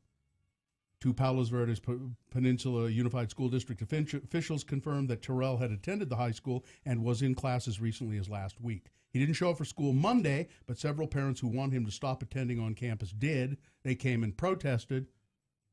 Former Manhattan Beach Police Chief Rod Ueda, who has a child attending the school, says he doesn't feel an adult charged with murder should be allowed in the school's population. No, that seems pretty basic. Well, boner candidate number 1, everyone deserves a good education, do they not? Even accused murderers. He has not been convicted of a crime. He's out. legally out. People get suspended for such minor things. Gum chewing. Yeah, pointing your finger like it's a gun. I think being suspended until it's resolved would be a reasonable. Trying to take away this little murderer's rights, Gina. Here's boner candidate number 2. Petty authority run amok. Video posted to Facebook of a security guard outside of a Southern California shopping mall insulting a panhandling woman who is carrying an infant. There he is. That's a security guard? He's in a golf cart. X96.com/live is where you can see it. The cell phone video captured by a passerby at San Diego's College Grove Shopping Center shows the guard on a golf cart. He tells the woman, "You're illegally here, you're having babies, and you're probably on welfare." Oh. Sonia Serrano posted the video. She was shopping with her 10-year-old daughter and recorded the altercation after she heard the guard ask about the woman's immigration papers. He's a security guard. Yeah. A big fat security guard who rides a golf cart around the mall. He's in a golf cart because he's too fat to walk around. Wait a minute, is that Kevin James? No, I don't know. No, he's bigger than Kevin James. He is. I'm going to defend her. She has a baby, Serrano can be. She's the woman who took the video. The guard then accuses that woman of being part of some scam involving other people. Oh, boy. She's got a husband in the car and she lives in a condo, the guard says. Serrano says, all you have to do is call the cops. It's petty authority. Yeah. Run amok. Boner candidate number 2. Please, Bill, it's not a golf cart. It's a security vehicle. No, it's a golf cart. They refer to it here in the story as a golf cart. Coming up in a moment, boner candidate number 3. I needed a little help finding the car. All right. Let's see, boner candidate for round 1, number 3, coming up. After this here, big boy news and a Pinuendo brought to you by Alpine Plastic Surgery, specializing in sculpting your body to achieve the goals you have above and beyond what diet and exercise provide. Visit alpineplasticsurgery.com and schedule a free consultation today. You know, maybe it's time we, Homo sapiens, reevaluated our relationship with the oceans of the world. It's been a good few millennia, sure, but our love affair may have been a little rushed. After all, what do we really know about the ocean? Roughly 95% of the ocean remains unexplored, and it seems as if every day we're finding out something new and unsettling. So here's something more for you. Okay. They have found evidence of a prehistoric dinosaur-era shark with insane teeth swimming off the coast of Portugal. Prehistoric dinosaur-like era shark. It's alive. Oh, there it is. Ugh. It has 300 teeth. Yep. Oh, wow. Why do you think I won't go swimming in the ocean? The sea dwelling, and you can see it at x96.com/live. It's like a... It's serpentine. Yeah, it's got like a rattlesnake head, like an eel body, but it has a tail and some small fins. But those teeth, oh my God! It's referred to as, it says here, this serpentine conglomeration of nightmare fuel. Yes, is the frilled shark, one of the oldest and in the running for creepiest living species on the planet. Oh. Its prehistoric contemporaries like Tyrannosaurus rex and Triceratops died out long ago, but the frilled shark has been around that long and still swimming. Oh, that terrifies me. In the deep below the surface of the world's oceans. So it's a very deep water dwelling creature. Imagine one of those seldom seen. The coast of Mexico or it's something okay, like that. I'm still not going in the water. Seldom seen, seldom comes up to the level where it can do any damage. But man, is it creepy. All right. I guess to another frilled shark, it's not creepy, but maybe they're creepy to each other too. I don't know. Well, some are and some aren't, just like people. So good news. What? Australia, nearly 2/3 of Australians supported gay marriage. Here's what they did. They, I guess this is how they handle things like this. It was like a ballot referendum thing. But they said, so, okay, Aussies, crikey, do you people want gay marriage in the country? And they do a mail survey. So the government conducts a mail survey, and you fill out a ballot or whatever, and you mail it back into the government. The period, and Tom Hackett has told us about that, The period for getting your mail-in ballot back is ended. They've counted them, and 62% of registered voters who responded to this, it says unprecedented mail survey, favor reform. Good. They're in favor of Yay, gay marriage. Australia. Well, what? But see, it's not a law yet. It has to now go to Oh, Parliament. okay. So this is like Parliament. I thought the Prime Minister said we'll have it enacted by the end of the year. The conservative government, the government has opposed it. They don't want it because I don't know. Most Australians, according to Tom Hackett, and I've heard this, are very liberal people. But they have, for some reason, elected a very conservative parliament. Oh, how about that? But the conservative government promised to allow a bill creating marriage equality to be considered in Parliament in the final 2-week session that is due on December 7th. The no vote in the survey would have put marriage equality off the political agenda, perhaps for years. Thousands of marriage equality supporters gathered in the city awaiting the results, and they were cheering. Now, but it still has to go to Parliament. Prime Minister Malcolm Turnbull, a vocal advocate of marriage equality, so he's in favor. Yeah, of that's. it. I thought the Prime Minister said something. Called on lawmakers to heed the overwhelming result and commit to legislate for gay marriage by next month. They voted yes for fairness. They voted yes for commitment. They voted yes for love, Turnbull said. But some lawmakers have vowed they will vote it down, regardless of the referendum or anything like that. 60% of your constituents want something. So regardless of what your people want. Kerry is, I think, leading into this as well. This happens all the time here in Utah. Yep.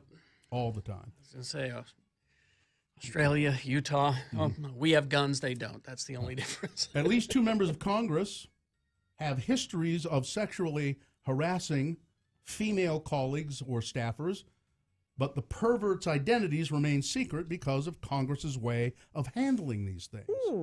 There are 2 members of Congress, Republican and Democrats, so it's bipartisan pervs, right now who have been subject to review or who have been subject to review but have engaged in sexual harassment, says Representative Jackie Spicer, a Democrat from California. She has disclosed this. Now, she would not tell their names, but she said there are 2 right now. And she said there are countless others.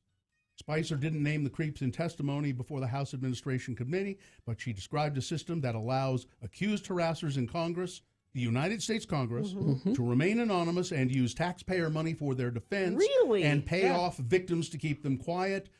She says, to my knowledge, Congress has paid out at least $15 million of taxpayer money to keep these kinds of things quiet. It's a crime. Yes, literally. Yeah. Yeah. That's hideous. House Speaker Paul Ryan responded quickly, calling for mandated training. Thanks, Paul. Training. Get back to the gym, you little turd. The House will adopt a policy of mandatory anti-harassment and anti-discrimination training for all members and staff. Currently, accused lawmakers get legal counsel at taxpayer expense while the accuser does not. The victim must attend counseling. And is required to sign a non-disclosure agreement before mediation begins, and they get a check. Why am I so shocked that this is so pervasive? I don't know. But I am. Tampa, another murder. Yeah. It's been about a month since the deaths of 3 people in Tampa, unsolved. Now there's a 4th. They're pretty sure it's some kind of serial killer. Yep. Let's see. Jeff Sessions, we don't have time to. Papa John. I don't recall. Yeah. That's all you have to know with Jeff Sessions. I don't recall. It's I heard somebody describing the looks on the faces of both the Republicans and Democrats who were questioning Jeff Sessions for about 5 hours yesterday. And they all had a look, even the Republicans had a look on their faces of, you're full of it? God. It's just so obvious that you're lying. You're a liar. The chief law enforcement officer of the United States. He said, you're the liar for saying I'm the liar. You're the one that's lying. And I'm not lying. Any person in any job, if they said I don't remember that many times about things I'd be concerned. that happened in the past year, Well, you think there was something wrong with them? They would lose their job. You'd think there's something wrong with them. You need to seek medical attention. Yes, you have dementia. Yes. Yeah. But not Jeff Sessions, because he's a Republican. Papa John's Pizza has walked back founder and CEO John Schnatter's claim that NFL player protests are behind falling pizza sales. In a series of tweets Tuesday, the chain apologized to anyone who found the remarks divisive and said it was open to ideas from all except neo-Nazis. USA Today says Schnatter's controversial remarks that so you know what happened here. Yeah. He is Papa John. He's John Schnatter. Yeah. He started the chain, but he has a board of directors now because it's that big. Yeah. And they said, "You better fix this." Yeah. Shut up and walk this back. Here's how you do it. So he apologized for saying that the NFL is responsible for falling pizza sales because it's a stupid comment. And it's not true because Pizza Hut is having record numbers. Yeah. It's like, we're doing fine. Yeah. We don't know what you're talking about. Utah liquor stores have made a bunch of changes so that customers can get shorter lines. They're going to have longer hours for the holidays, and they say our shelves are stocked for the holidays. I'll put it to the test today. You have a shopping list, Carrie? I'll go today and let you know. I put it to the test every afternoon after work. I will do my research. Do they staff up when they know you're coming? I was going to say, Bill, if you just buy a case, you don't have to go every day. I see, That's right. I spread it around so they don't really recognize me. I go to this one and then that one and then this one. Oh, they talk. Yeah. So, the Christmas party. So they do? So when does Bill Allred comes in? Oh, and your Wednesdays? Yeah, we're Tuesdays. All right. Let's see. I think that's about it. Okay. Weather, traffic?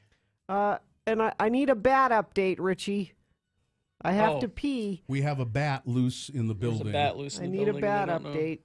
And, I can't see your face in front of the microphone there, so text me a bat update. Which is normally a good thing, Richie. But let's see. Friends of the program texting in a little bit of traffic. Thank you for that. 5600 West, southbound down to one lane right before 41st South. Accident before exit 317 in the carpool lane. That's southbound I-15. Northbound I-15, exit 372, the Bear River Honeyville Bridge closed for construction. Thank you, friends of the program. Yeah, 33986. I don't know what this means, Richie. I'll tell you once again. Who's bat? The bat. That what? Huh? Is he now texting you like he's Richie? He's not making sense? I just want to know if the critter is gone. I have to go to the bathroom. And weather, just quickly. 61 for a high today. All right. Here's boner candidate number 3. I need a little help finding my car. Yeah, if you for some reason you can't remember where you parked your car, it's happened to me. It happens, yeah. Calling 911 to report a carjacking is not the best way to find it. It will, however, help you find the backseat of a police car, it says here. The man called 911 Sunday evening reporting that he had just been carjacked at knife point at a Walmart in Spanaway, Washington. According to the Pierce County Sheriff's Department, 5 Pierce County Sheriff's deputies raced to the scene and found the victim, who it turns out wasn't really a victim, just a victim of bad judgment. There was no carjacking. The man said, I couldn't remember where I parked my car, and that you could help me get it if I do, and you'd come faster if I said I'd been carjacked. That's why. Oh boy! And they said, "Sir, we're sorry, but we have to arrest you." Good. And they took him to jail in handcuffs. The man told deputies he always is afraid his car has been stolen. Oh, always? It happens more than once. It's happened more than once to him. Huh. Yeah. Okay. Boner candidate number 3. I just need a little help finding the car. Let's review the first 2 and vote. Boner candidate number 1. Everyone deserves a good education, do they not?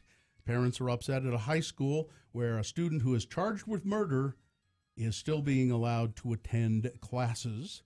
Boner candidate number 2. Petty authority run amok. A video showing a security guard berating a mother with a baby, saying, "You're illegally here. I know you're on welfare. You're a scammer," and so forth and so on. It's a big fat security guard in a golf cart. And boner candidate number 3, I needed a little help finding the car. All right, let's vote. This is round 1. You've got to decide which of these 3 candidates is the worst. Which one is more bonerific? Which one deserves to go forward to boner fight and possibly become boner of the day? See, if it wins here, it's got a 50-50 chance. Goes up against the winner of round 2. Round 2 happens at 8:20, and then boner fight happens at 9:25. So 1, 2, or 3, put that number of the candidate that you think should win in the message of a text. Text that to 33986. Or you can call 877-602-9696. Or x96.com. Look for the box that says round 1, November 15. And if you don't see that box, refresh. It should appear, but that's where you vote online. You've got 4.5 minutes is all. Round 1, boner voting. Let's go. John Smith kicks off a 1-hour non-stop music wingding at the conclusion of Radio from Hell.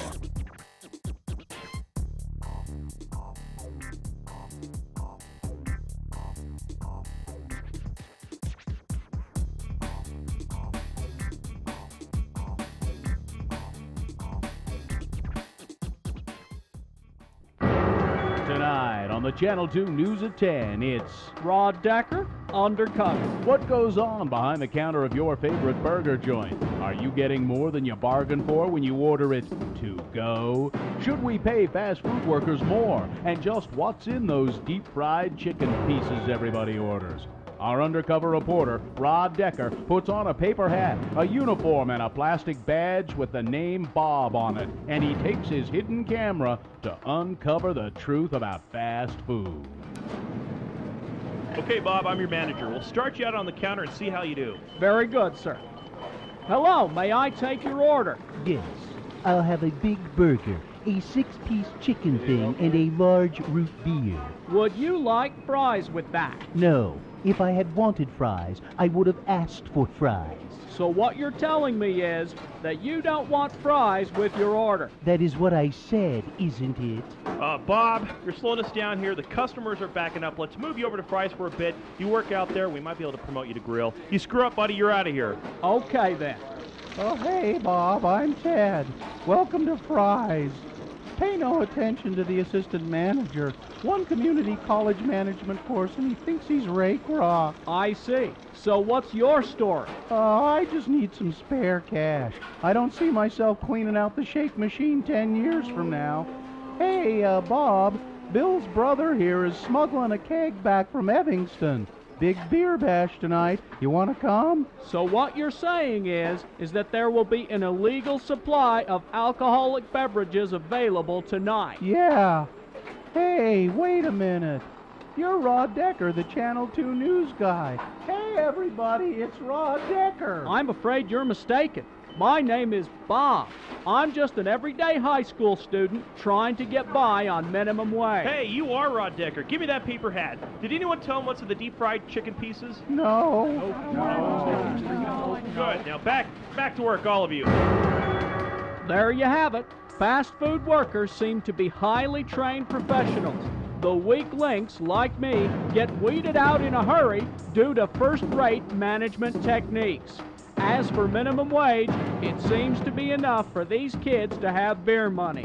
And the deep-fried chicken pieces are still a mystery to me. This is Rod Decker, Undercover, KUTV News.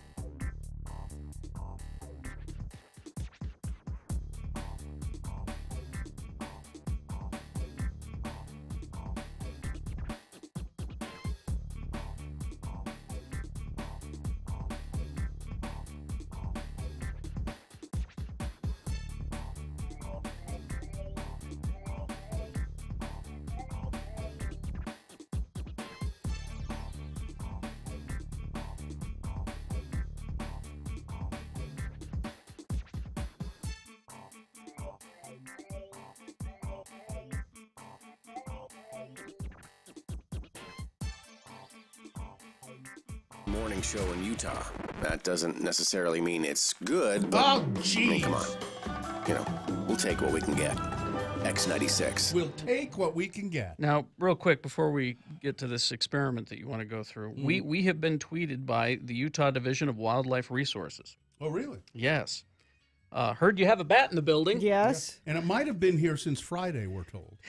Here are some tips for removing it safely. So I'd like to thank them for sending us that information. I think my friend Justina Bernstein works for them. Yeah. Utah, yeah, she does. Maybe she's listening. And If it's been here since Friday, it's desperate.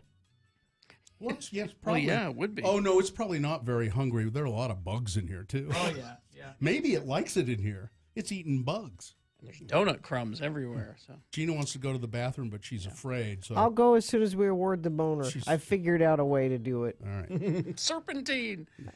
All right. Well, okay. So anyway, it's time to Yes. announce the winner of the boner voting. Yes. And it's brought to you in part by a turkey Cobb salad. And you made it to Wednesday. Celebrate with dinner and a show at Gracie's from 6 to 8. Stick around and play Breaking Bingo, 8:30. You could win a $1,000 jackpot. Adults only. So boner candidate number one was everyone. Oh, I just realized it says every on. Everyone, I did two misspellings in this one. Everyone deserves a good education. Right? This is about a kid accused of murder. He's awaiting trial, and he's been allowed to go back to school. Boner candidate number two, petty authority run amok. That is a big fat security guard at a mall in a golf cart, harassing a woman outside the mall who's apparently panhandling. She had a kid with her, but he said, I need to see your immigration papers. I know you're here scamming people. And boner candidate number three, I need a little help finding the car. A man calling 911 to report a fake carjacking in hopes that deputies would help him locate where he had parked. Let's see, I've lost no, that's not it. Hang on. I've got the results right here. They are Andy won the boner t-shirt, and the winner with a big number of votes, boner candidate number two, petty authority run amok. Oh, it's the one that should win, I think. That is the winner of round one. It goes forward to Boner Dome for Boner Fight. It might be Boner of the Day. It'll have to face the winner of round two. That happens at 8:20.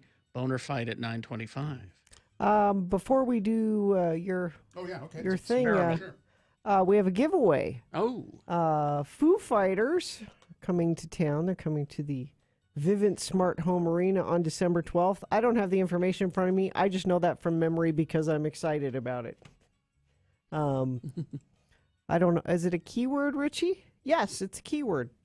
It's the Concrete and Gold Tour, December 12th. Tickets are on sale at all Ticketmaster locations, ticketmaster.com.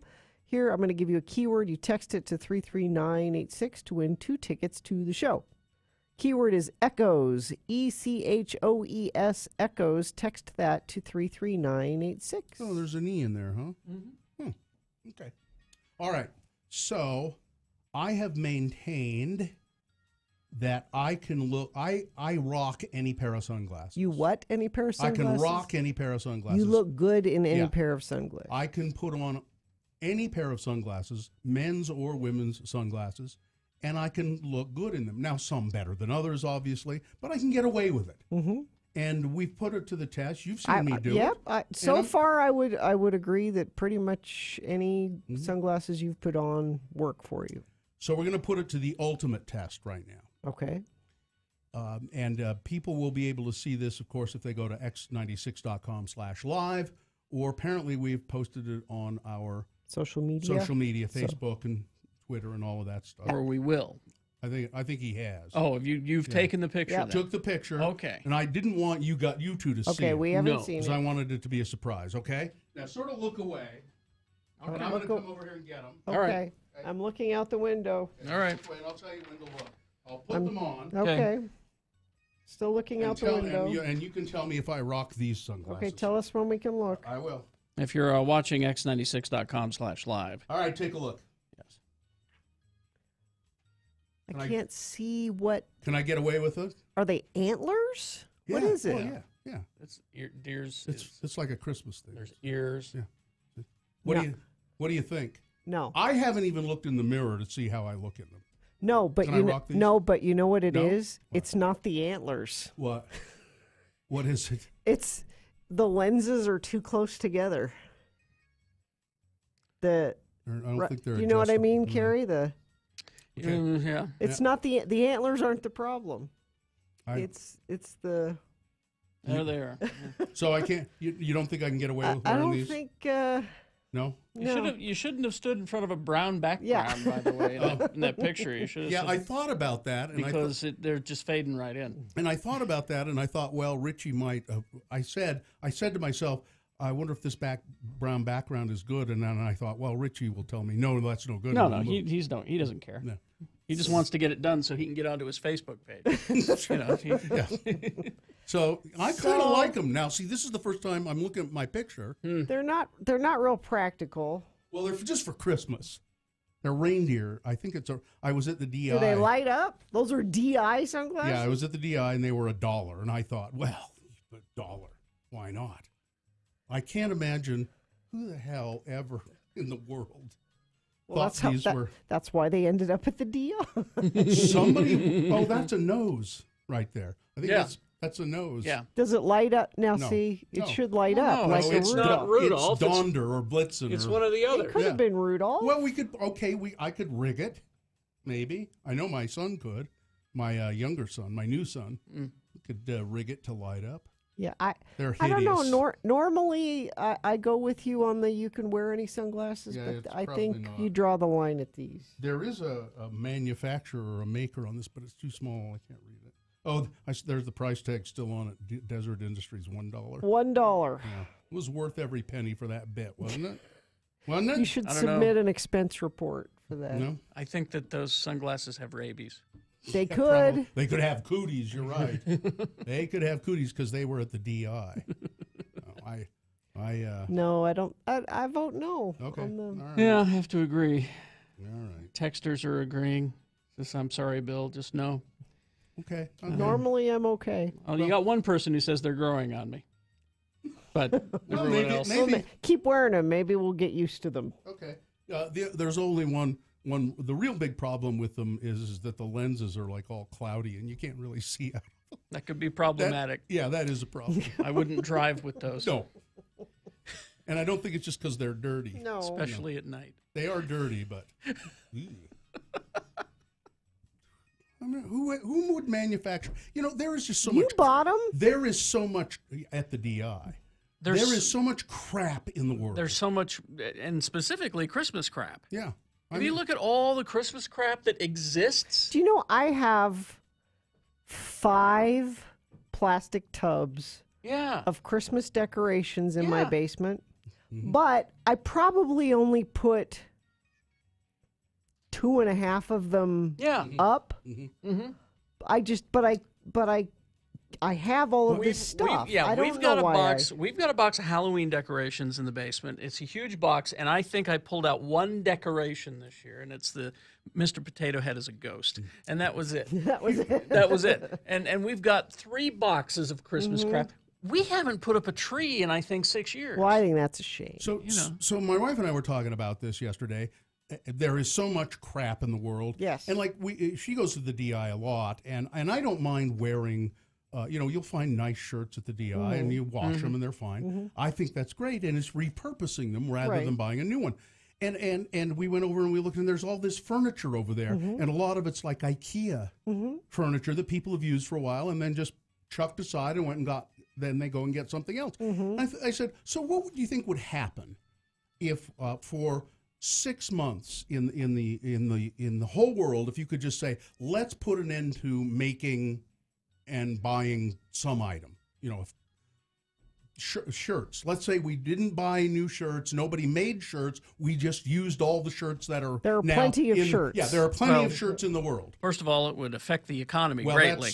That's what I said. That's what I quickly realized as I said, the reason there's all this crap in the world, crap that you don't need, is because it's the fuel of the economic engine. Yep. And somehow that they keep it going by flooding the market with all of this. You know the word I want to use. Yeah. And they flood the world with all of this stuff that gets thrown away, and then someday, it's going to come all to a screeching halt. I mean, we try to every year at this time, before Christmas and before you get gifts, is go through the house. If we get something new, we get rid of something. We donate it to the DI or the road home or something. We don't just accumulate and accumulate. We pass it on, and that's a good thing to do. Time to go through your house. I have the tendency to accumulate stuff. I mean, I now have a bunch of shirts in my closet, and a lot of them are DI shirts and then there are others that I just don't ever wear anymore. Pass them on. Yeah, I go through my T-shirt drawer occasionally and just, get a big bag of T-shirts and give them to them. Pass them on. Yeah. All right. Traffic. Okay, we've got a crash northbound I-15 at North Temple, milepost 309 off to the right shoulder. Crash northbound I-15, 57th South in Salt Lake.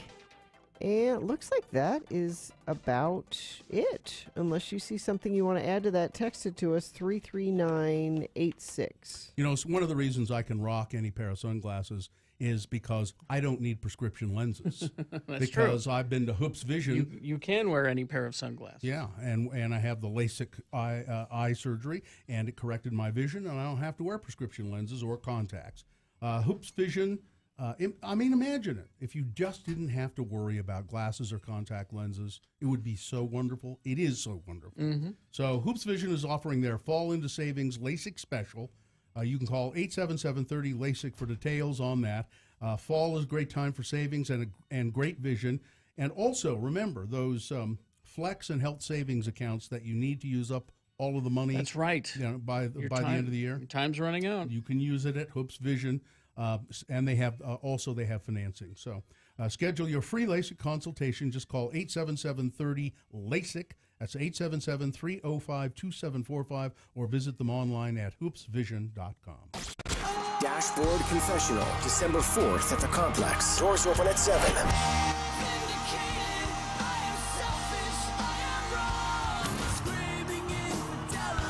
The X96 Toyota Nightmare of the Ford Xmas with Dashboard Confessional.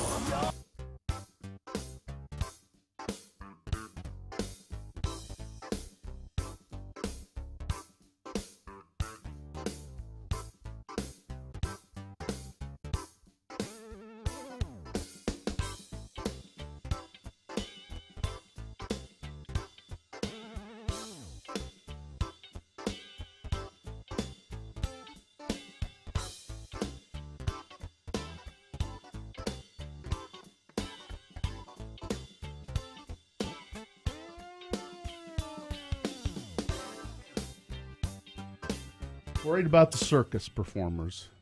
What are they going to do? Maybe they'll all be DJs in LA. Well, I heard the Feld Entertainment family say, we're closing down the circus, 446 years, and we have 400 employees, and we are going to do our best to find jobs for them. And then they went on to say, there is some difficulty finding jobs for people who have been living on a train most of their lives, like their families, like a train. Yeah. A train that travels around the country. Yeah. They live on a train. They're circus performers. This is the life they know.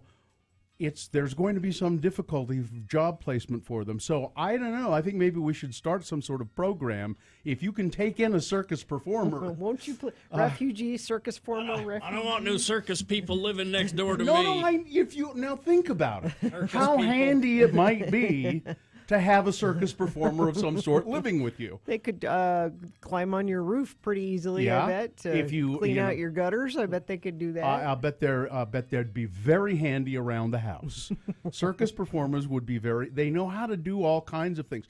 They would know how to go next door and scam your neighbors out of stuff. I don't trust them. Yeah, they would know how to. I mean, if there are any, for instance, if you have neighborhood chickens, I'll bet they can steal chickens. Circus performers can do all performers kinds. can steal chickens? I think they know how to steal chickens. I think they know the best houses to get free meals. I think they know all kinds of stuff. Well, I'm glad you've been worried about this. I'm worried about them. And wanna find a solution. Where are they going to? But I did think about that. I mean, these people really have been. The Feld was one of the women, one of the daughters of the Feld family said, "We're going to try and job place, but some of these people have been living on the circus train most of their lives. Maybe they can be engineers, porters, waiters. I don't know." Conductors, brakemen. It's just weird. Not near me. Don't trust them. Nope.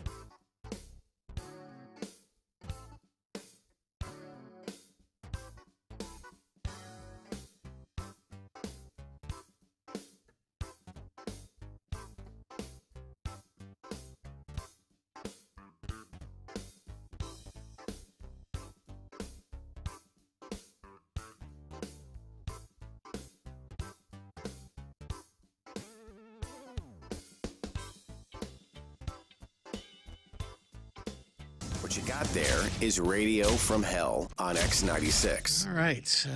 He is on the line. Peter Marshall is on our line here on the air. Hi, Peter. Hello there. Hi. Nice to have you here. Now, we're going to remind people Peter Marshall was the host of Hollywood Squares for how many years, Peter? I did it about 16 years, daytime, about 8 years nighttime. Yeah. Oh, that's right. It was on the nighttime as well. Yeah. I forgot. And also, Peter is the reason we're talking to Peter today is he's narrated a documentary about Rose Marie, and I read a couple of reviews. I think there was one in the New York Times, and that said it's a great documentary about her. It's phenomenal. Let me tell you. You know, we think of Rose, being on the Dick Van Dyke Show or part of the Hollywood Squares, but her life has just been a phenomenal life. She was what Shirley Temple was in motion pictures. That's what Rose Marie was in radio. At the age of 3, she was baby Rose Marie, and she was the biggest star. She sounded like Sophie Tucker when she was 3 years of age. She could sing that well. And then from there, she went into vaudeville. From vaudeville, she went into nightclubs, and nightclubs into theater, and then television. What can I tell you? It's been a career of 91 years. She's been in show business longer than anybody in the history of show business. And does she still work? She does voiceover. She's she can't go out and perform like she used to. Although we're opening this film here on Friday, and she will be with me and Dick Van Dyke, and we do a Q&A afterwards. And her mind she's phenomenal. Yeah. Well, you know, she just joined Twitter here about a couple of months ago. Yeah, I'm following her. And yeah, I'm following her as well. And I'm pretty sure that she's running the account, and she's sharp. She's on it. Now, Peter Marshall, when you say you're going to open, you're going to open the movie here with Dick Van Dyke and Rosemary in attendance, and you here is where? It's New York, I think. Peter, I'm sorry. Where are you opening the movie? Well, they're doing theaters all over L.A. from the Egyptian, Dixon, and Santa Monica. I'm going to be at the town center here where I live, actually, in Encino, at the Laemmle Theater, and but they're opening. Carl Reiner will be one place. Tom Bergeron's doing a thing. They're opening en masse, you know. So and now Peter Marshall, Rosemary, Gina points out, my partner here, that Rosemary was in show business for 9 decades. You've been in show business. 91 years. You've been in show business for 6 or 7 decades. Is that right? This is my 76th year. 76th That's year. nothing to sneeze at. No. so can we talk just? Yeah, I was 15. I'm 91. No. And so I started when I was 15. I was singing with a big band out of Detroit, Bob Chester Band, and I've had this one fun career, and I'm still working of all things. Can you believe that? Can we talk quickly about Hollywood Squares? Oh, sure. I thought you were just a great host because you knew how to stay kind of out of the way of these guys, these men and women that were in the squares. Rosemary, Paul Lynde, Wally Cox, Charlie Weaver, some of those originals. It must have been a lot of fun. It was the most fun job I ever had. It was the easiest job I ever had. Yeah. I would walk in and I would go over the questions, and we'd shoot the whole week in 4.5 hours. Now, Peter, it seemed to me, I always thought Paul Lynde was he was the center square until he passed, but I always thought he was very funny. But it also seemed to me that maybe he was sometimes kind of drunk. Was he drunk? Well, no, he wasn't really drunk. He would be a little high on the Thursday and Friday show. We'd do 3 shows, and we'd break for lunch or dinner. And then he would imbibe, he and Goebel, the two of them. Sure. Yeah. And then it was the last 2 shows could be very, very funny. It's like your geek show, Carrie. Exactly. That's where we learned it from. Yeah.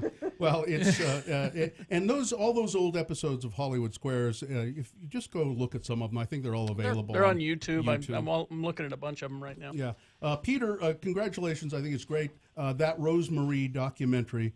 Let's see what it's called. Wait for Your Laugh. It'll be. I'm sure we'll have it coming here. We have a theater here who shows a lot of documentaries, so we'll see it soon. Well, let me just say this. It's one of the best things you'll ever see.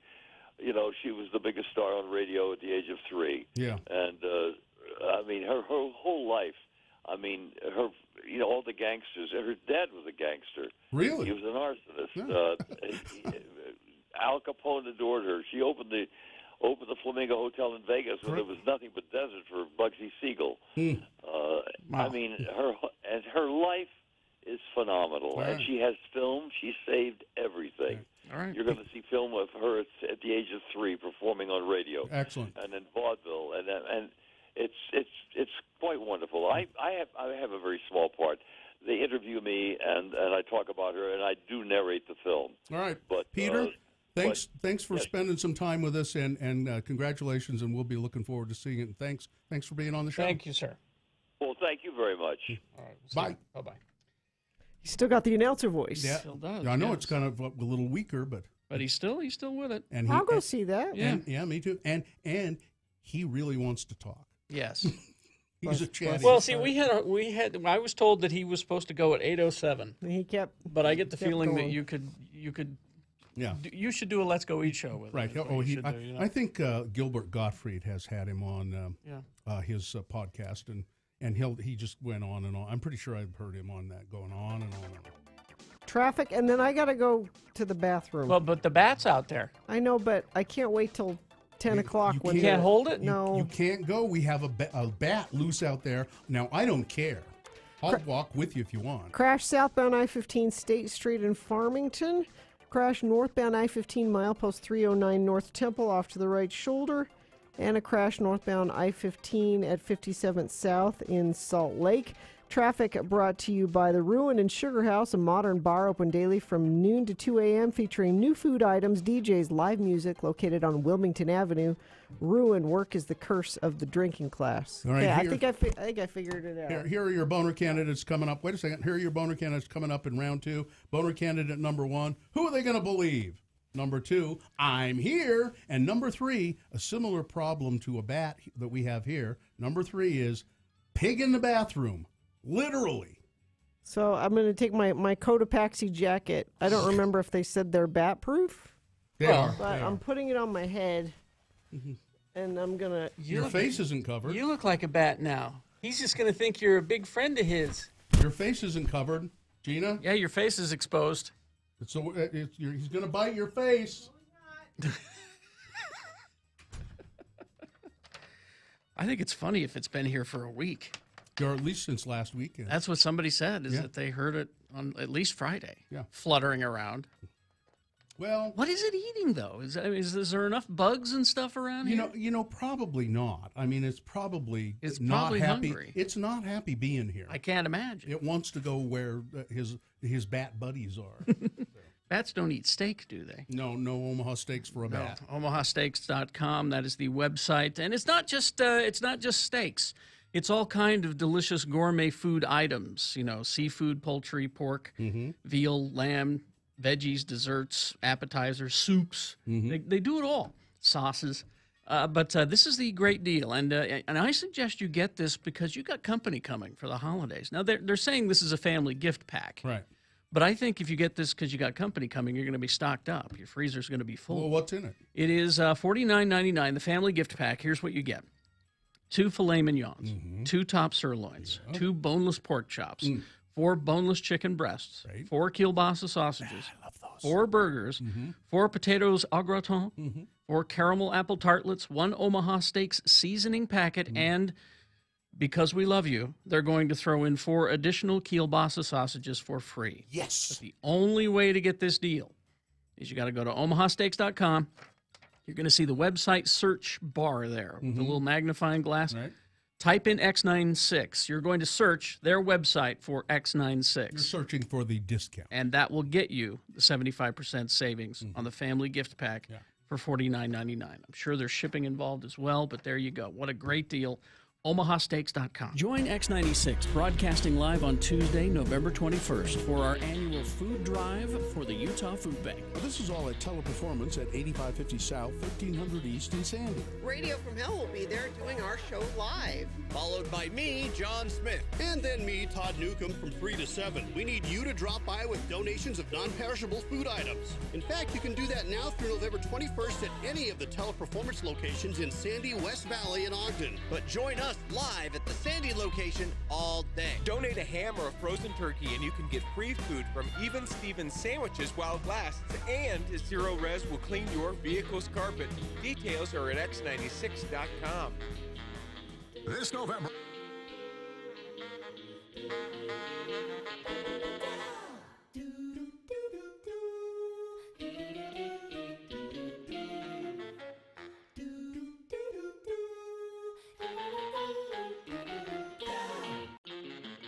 My grandpa never said that. What was that all about? Fine, I won't say anything. No, we're not saying don't say anything. We're trying to. For how many years have you been here? We're trying to still teach you. Please say things. But, wait for a break in the sentence. When someone is in mid-sentence, you don't start talking. I might forget what I was going to say. There is that. There is that. There's an unplanned course change being fed into the instruments, sir. The minute it comes to me. No, Leanne, we're not going to stop being mean to Gina. Go away. I'm not answering that call. Well, no, let me talk to Leanne. Hi, Leanne. How are you? Hi, how are you? Now, Leanne, have you been listening this morning? I have. Yeah, I don't think of being particularly mean to Gina. Well, okay, you guys are always picking on her at some point. You have to be nice to her. Why? I might cry. Yeah, see? I think... don't make Gina cry. Okay. That's You not know, nice. Leanne, We you won't. and Gina are single-handedly putting women's rights into the Middle Ages. All right? You fight like hell for equal rights to work just like the men, and then you get here and expect special treatment. No, it's not special treatment. It's called don't be mean. Yeah, that's what I'm saying. That's It's special just treatment. Don't be mean. Don't be That's all mean, there or is you to might it. make her cry. You have to understand Carrie's mean to everyone. Yes. Thanks, Leanne. Thank you, You're Leanne. welcome. I See love la- you guys. See you later. Oh, my God. Michelle. Hi, Michelle. Hi, How are you this morning? I'm just fine. You're a great Americanist. What can we do for you? I just wanted to tell you to be nice to Gina. That's all I okay, wanted. thanks. I was feeling sad for her. See, you were going to cry for me, huh? I was. No. I think I had a couple of tears welling Michelle, up, and do I you thought, think you know that- what? This is wrong. Michelle, do you think women need special No, wait a treatment in the minute. workplace? I never said they needed special treatment. No, I'm asking you a question. No. Okay, then. Michelle, But there's a difference between special treatment and just common courtesy. Michelle. And being nice. Michelle, is it common courtesy? Now, have you've been listening this morning? Yes. Yes. All I'm trying to do is get through this feature. Yeah. And Gina is saying, "Oh, that's what happened to the." How is that common courtesy? So you know what I did? I stopped and said, "Well, then tell us all about it." Apparently, You're it's being sarcastic. apparently. And then you yelled at her a I minute didn't- later for like I- 5 minutes. You I guys didn't- stop. You just All kept right. going. No, I Michelle? didn't yell. Michelle. And going. I didn't yell. Michelle. right. Michelle. Is it common courtesy to interrupt someone when they're speaking? No, but she said she was sorry. I'm But very she says sorry. she's sorry every day. But I'm really, really sorry. No, wait a minute. Michelle's right. Gina said she was said, sorry. I'm sorry, and you kept going, and you kept going, and I thought, that poor girl is either Again, gonna cry or Michelle, quit. you and Gina are setting back women's rights 30 or 40 years. I have to disagree with you. I think it's Just only 20. apologize, Michelle. Michelle, Just tell Carrie you're sorry. you're wrong, and you know why? Why am Because I you're a wrong? woman. That's why, okay? But thanks for If trying. I were as smart as you guys, I'd know when.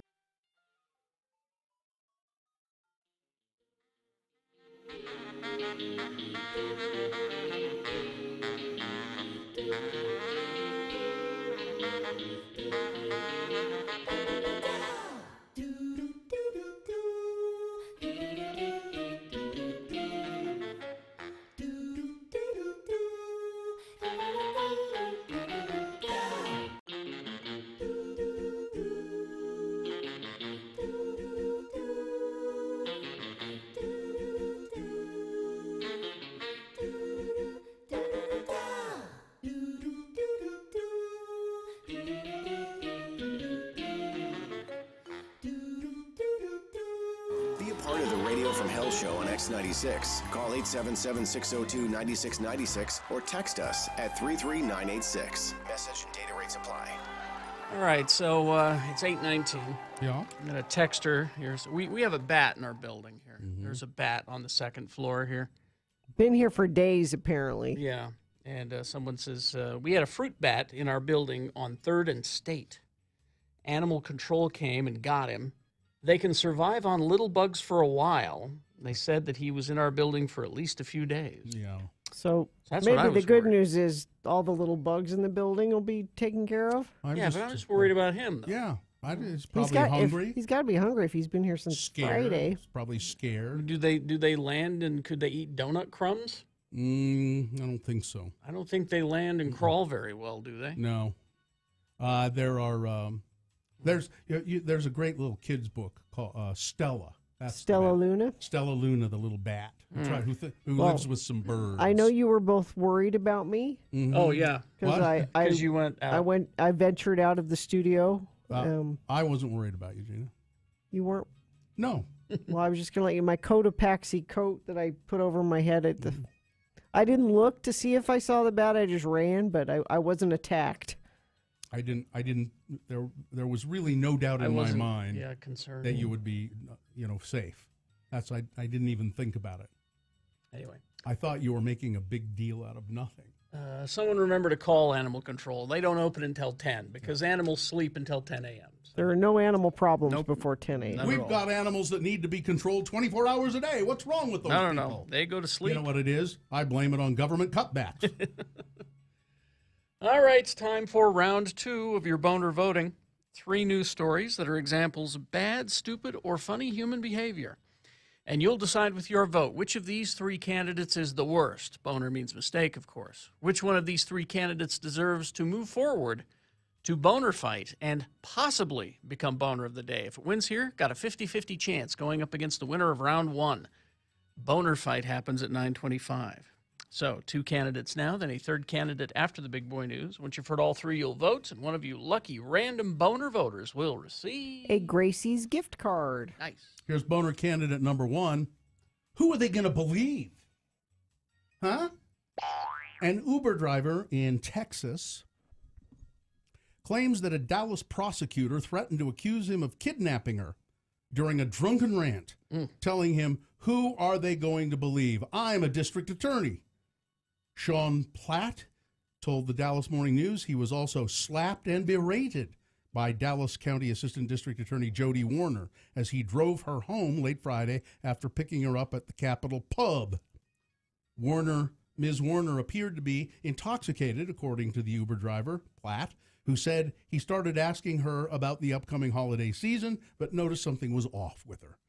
The situation took a bad turn when Ms. Warner told Platt to change his GPS-directed route, and he got lost.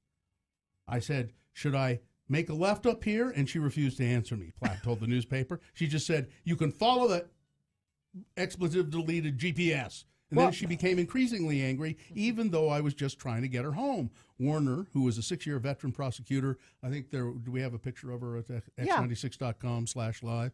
Yeah, there she is. Says she was extremely drunk. I didn't want her to get in trouble because she was so drunk, and she said she was a prosecutor. But then she told me I would never work again. She was going to report me to Uber, and then she started hitting me. Who are they going to believe? I'm a district attorney, she said. Yeah. That's what Roy Moore said.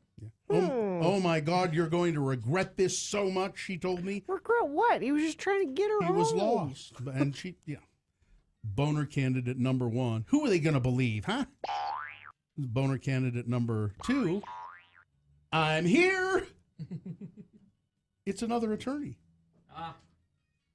A New Jersey attorney, naked from the waist down, except for a pair of high-heeled shoes. Well, strutted into a stranger's home in Rutherford, New Jersey, and said, I'm here.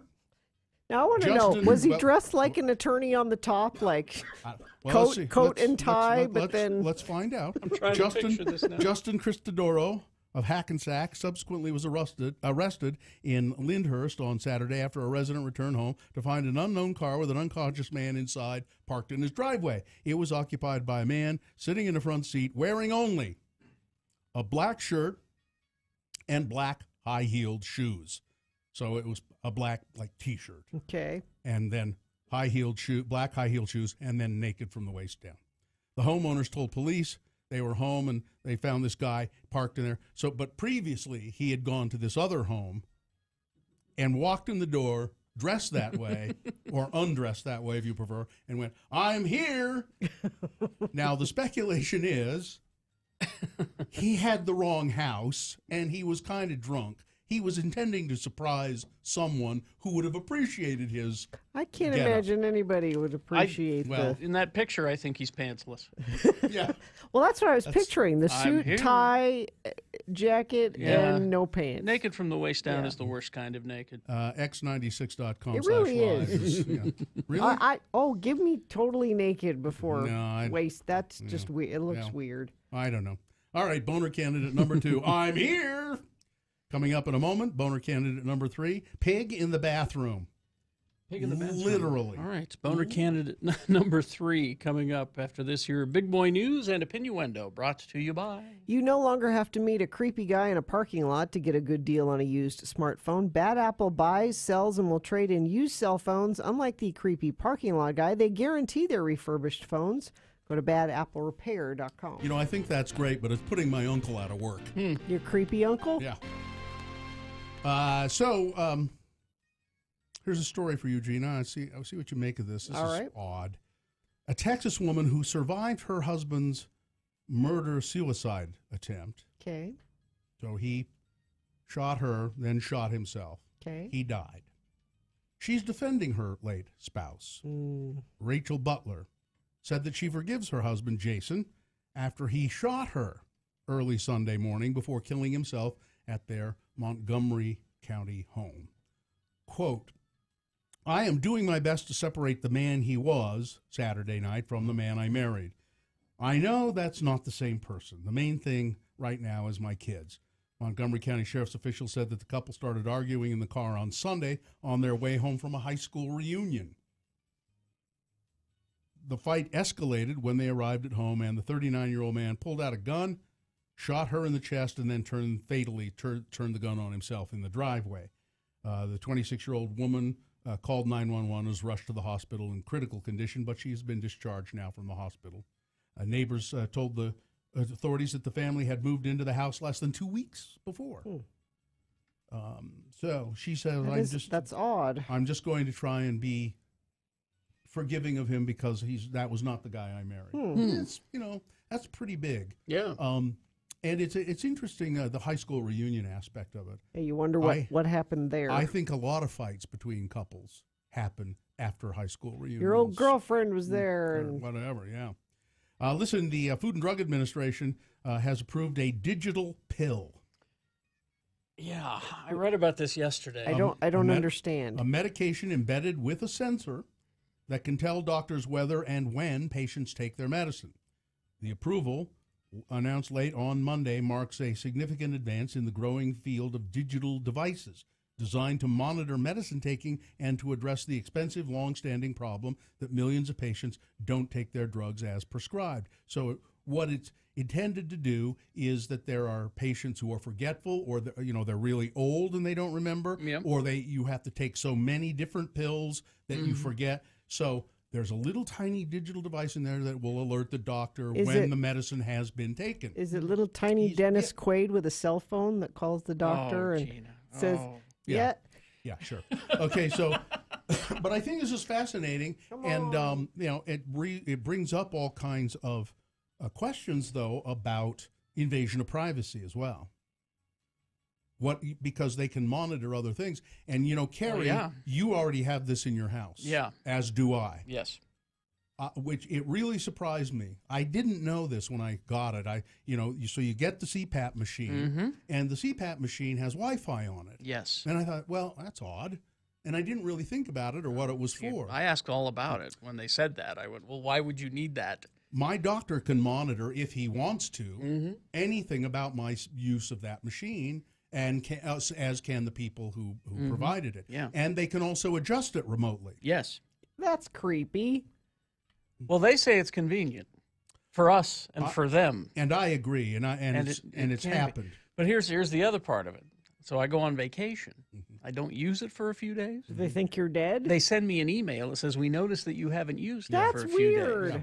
Says, what's going on? Are you all right? I get that too. Yeah. Yeah. The crazed gunman who went on a shooting spree in Northern California, killing 4 people before being shot dead. This is the one that just happened a few hours ago. It's hard to keep track of them all. Had been, as our president, I know you are, but what am I, tweeted today. He tweeted out after this one about Sutherland, Texas. No, sorry, Donald, that was one that happened a few days ago. He's since deleted that tweet. He he was out on bail when he did this.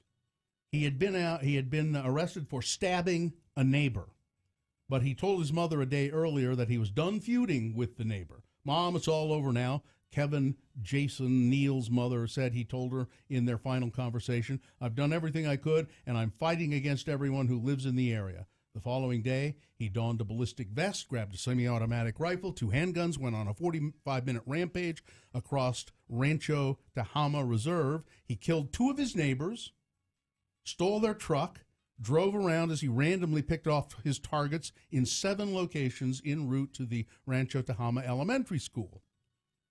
Sarah Gonzalez had just dropped off her daughter when the gunman blocked her car. He pretty much stopped me and shot at me 3 times through his windshield.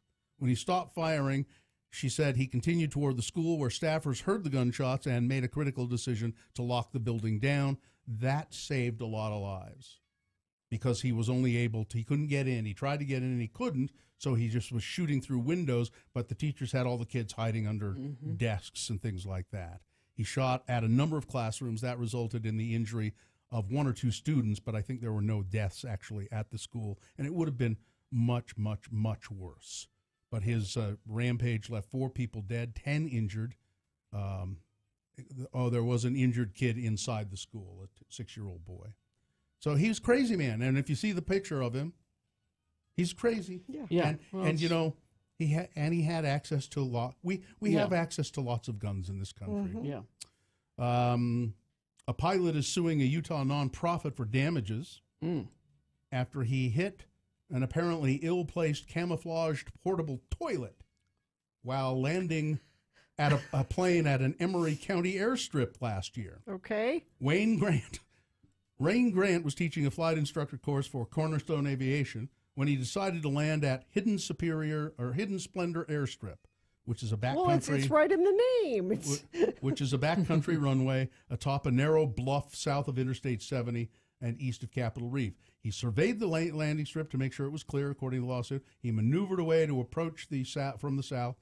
Unbeknownst to the pilot, that's when someone, allegedly with the environmentalist group Southern Utah Wilderness Alliance, or working under its direction, placed 2 portable toilets on or very near the landing strip for an event.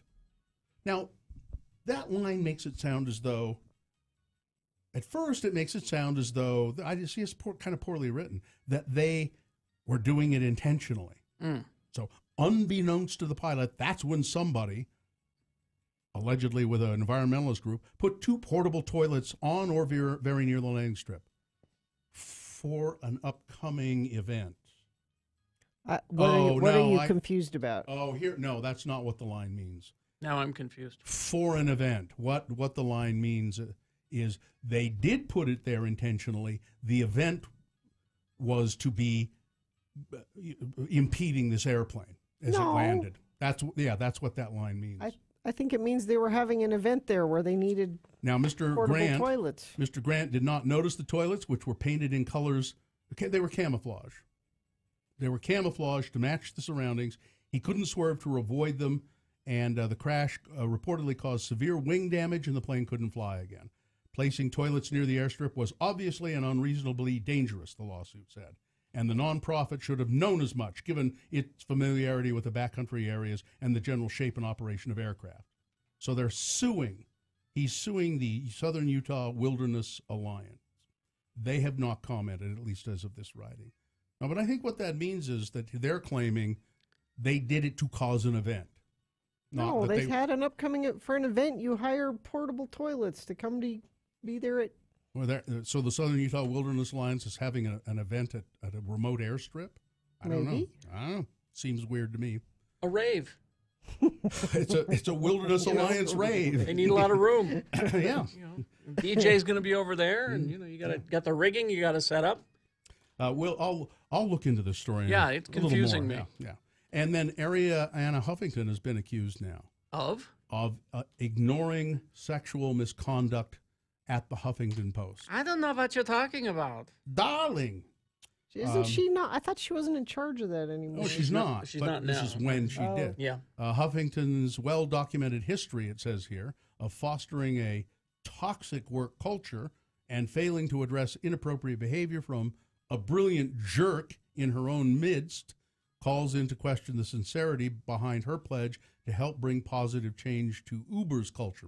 She's been kind of brought on to clean up Uber, because Uber has been a hive of PR nightmare, a hive of bros, and frat boys. Well, it's the tech industry. There's a lot of that.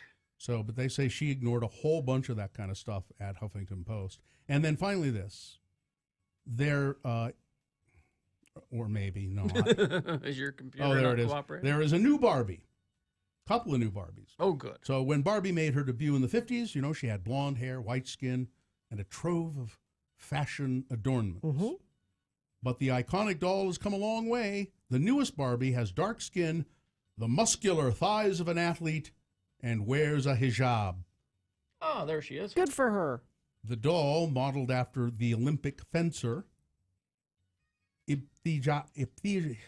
can't say her first name, Ibtihaj Muhammad, was revealed Monday evening in the Glamour Women of the Year Awards in New York. Ms. Muhammad, who was the first American athlete to compete in the Olympics in a hijab, won a bronze medal in the saber event of the Olympics in Rio de Janeiro, and the Barbie has been modeled after her.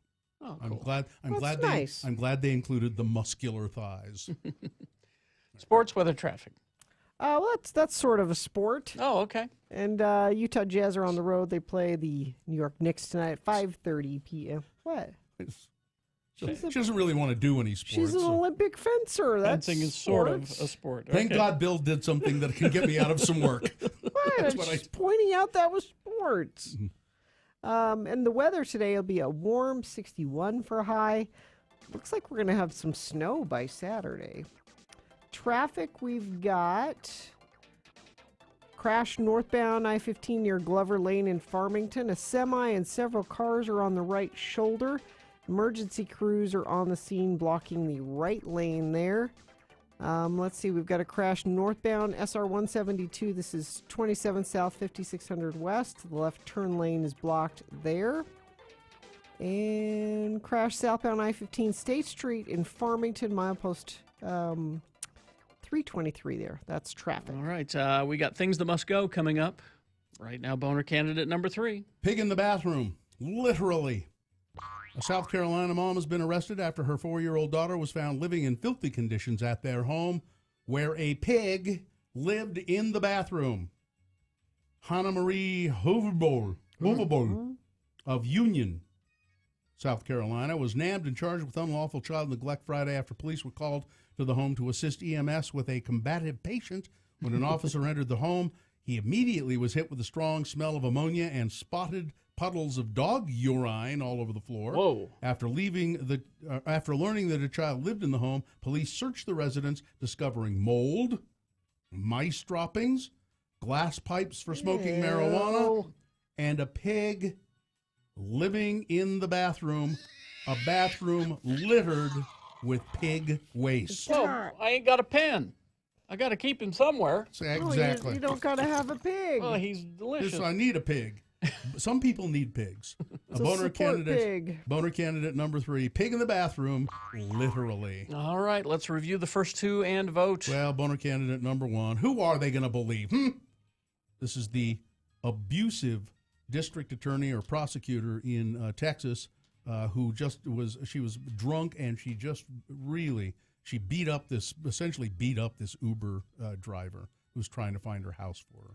Boner candidate number 2, I'm here. Oh, this guy's a DUI lawyer, by the way. Oh, even in better. New Jersey. Better. Arrested after barging into a stranger's home wearing high heels but no pants.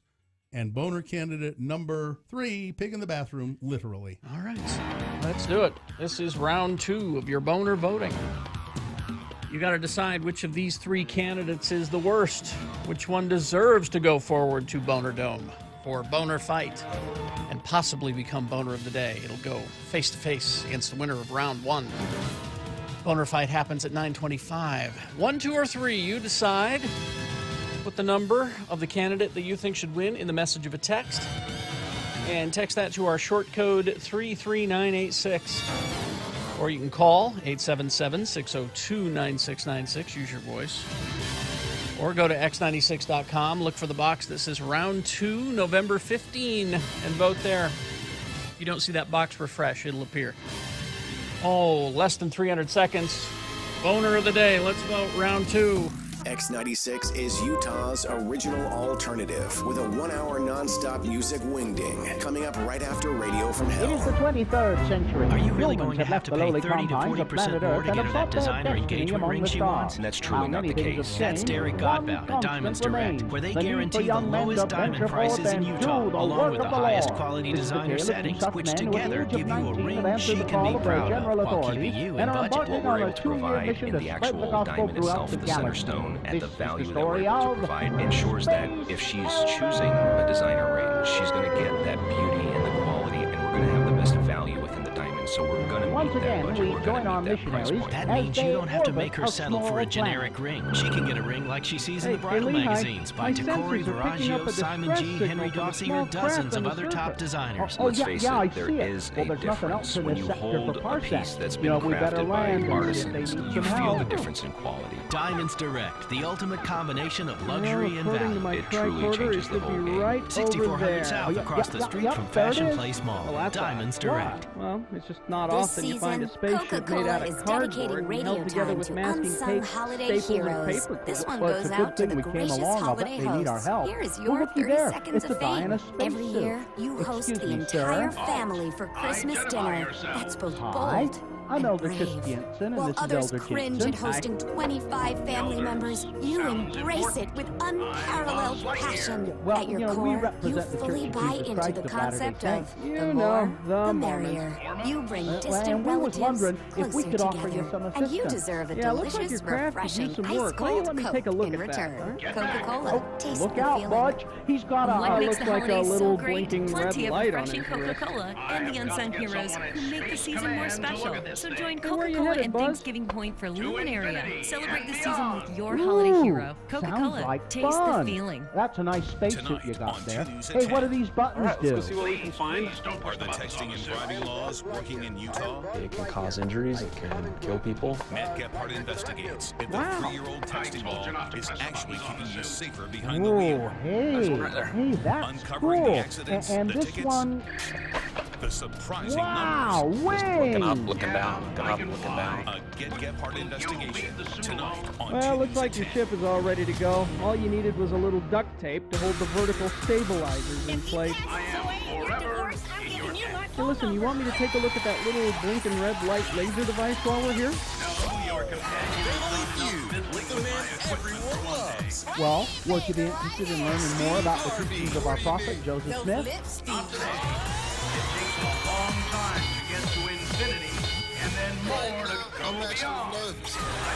Watch Family Feud weekdays at 3 and Bye, 3:30 Buzz. on Bye. KUTV2. Union Pacific Railroad is hiring train crew employees. After completing training, full-time train crew employees on average can earn $60,000 per year within the first 2 years, plus benefits. As train crew, you'll move and operate trains, often with remote-controlled locomotives. Applicants must be at least 18, have a valid driver's license, have the ability to make effective decisions, and work with a team. Apply now at up.jobs/Utah. That's up.jobs/Utah. In the Silicon Slopes, you can't pay Bunny Hill bucks if you want to recruit black diamond talent. Fortunately, with Dice's free new salary calculator, you can factor in thousands of tech skills.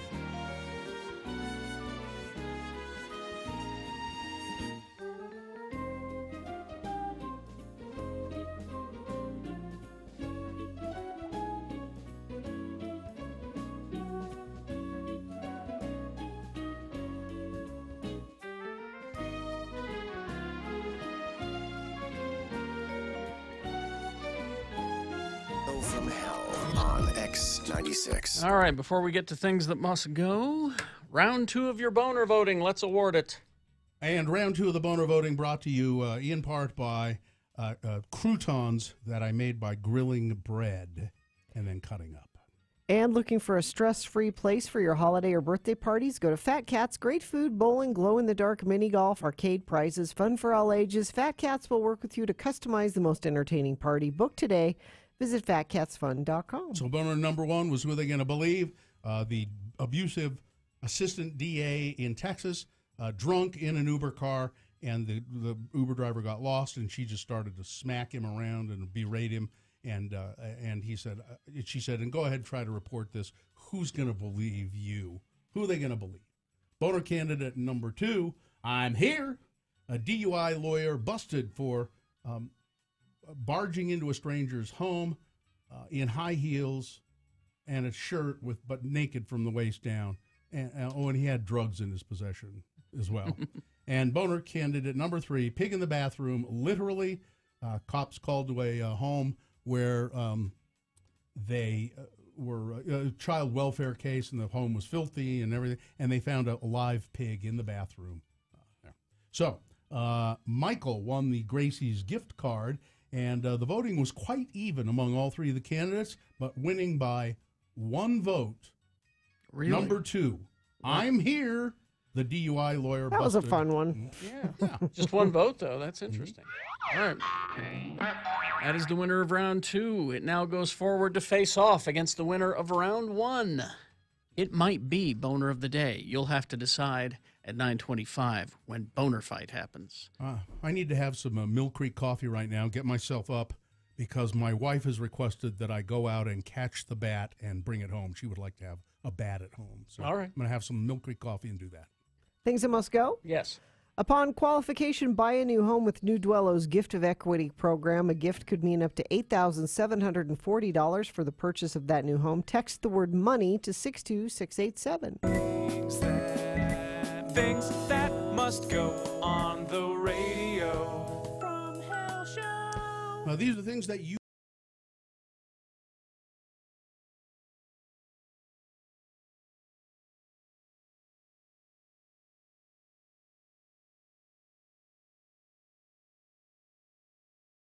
make you feel better, and it might even go. I'll start. I have a couple of my own today. Okay. This time of the year, when you walk into a grocery store, and all you can smell is cinnamon-scented pine cones. Yeah, they're overpowering. It's too much. Yeah. It's too overwhelming. It's awful. I don't know, put them outside or something. And then all the other thing that must go for me is all that pumpkin stuff. There is it is, and I don't mean just pumpkin spiced things. You go to the store, pumpkin cupcakes, pumpkin cookies, pumpkin. I do like the pumpkin cookies. Pumpkin potato chips. I'm not kidding you. Pumpkin biscuit mix, pumpkin frosting, pumpkin. I'm sick of it, and it's just stupid. Stop it. All right, this one from, it says, dearest potentates of morning radio and lady potentate in waiting. Potentates. It's the Gimpy Cupcake again here with a few things that must go. While working at a local car dealer, working with local car dealers to find a new car, I repeatedly hear the salesman refer to the car, the truck, or the SUV with the same term, rig. As in, I drove from our Ogden location, and it's a nice little rig. I didn't realize I was in the market for a Peterbilt or a Mack. I'm sorry, but I don't equate rig with passenger vehicles. That must go. Maybe boats, maybe, So. Yeah. Let's see. Daylight saving time must go. Most people don't mind the fall back portion of daylight saving, and mostly I have been able to adjust to the change in the fall quite easily. But anyway, she goes on and on about daylight saving time. Well, let's just make every daylight saving time fall back. Let's just change that to keep spring going ahead back one. and back Just keep and- going back. Let's just because everybody loves it. Maybe I'll get younger. Yeah. That would be nice. And then loud chewing must go. If you insist on smacking your mouth and chewing your gum with your mouth open, I will insist on being allowed to stab you in the throat with a pencil. Thanks for letting me listen. Bill, make mine a double. Make mine a wet bar. Carrie Geek Show says, hey. And Gina, you go on and take back that flag. You hear? And then this very short one. This one from Jenny. Hey, my thing that must go is Iggy Pop's shirt. Hey, it worked! Am I doing this right? Yes. There we go. Perfect. All right. That's Gina? fine. Two things of my own that must go. The damn bat that's loose in the building. Because there's a Diet Coke in the fridge out there, and I'm afraid to go get it. I'll go get it for you. Richie will go get it for you. And green bell peppers must go because they're horrible. Pepperist. Let's see. Good morning, Lords. Hi. After watching 4 or 5 episodes of The Office after I get home from work, I'm too lazy to move from my couch to my bed. Yeah. Even though my bed is not a mattress for a mattress, it's way more comfortable than my couch to sleep on. I don't think this will ever go away, but I'll still bitch and complain about it. People who talk trash after they find out I'm a New England Patriots fan. They say this, that, the other. Can't I just love my team and you love your team and we all just get along? Exactly.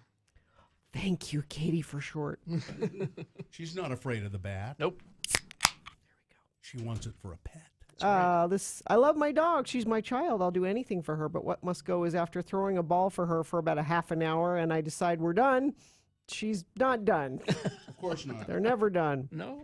Let's see. Expiration dates on condoms must go. Oh. I mean, it's not like I don't already have enough pressure.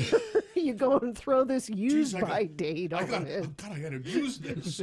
Honey, I got it. It's coming up. Geek Show says, hey, make mine a double and ram tough. All right. Let's see. Things that must go. Automatic paper towel dispensers that only dispense an inch of a towel at a time, requiring me to stand there waving like an idiot until I have enough towel to adequately dry my hands. Those are adjustable, you know. The person who fills them can adjust it so it dispenses more towel. Yeah. Yep. So leave a note on it. They're cheap. That's why they do it. Exactly. My puppy's internal clock that wakes him up at 6:15 on the dot every morning, which is fine during the week, but on the weekend, is it too much to ask for an extra hour of sleep?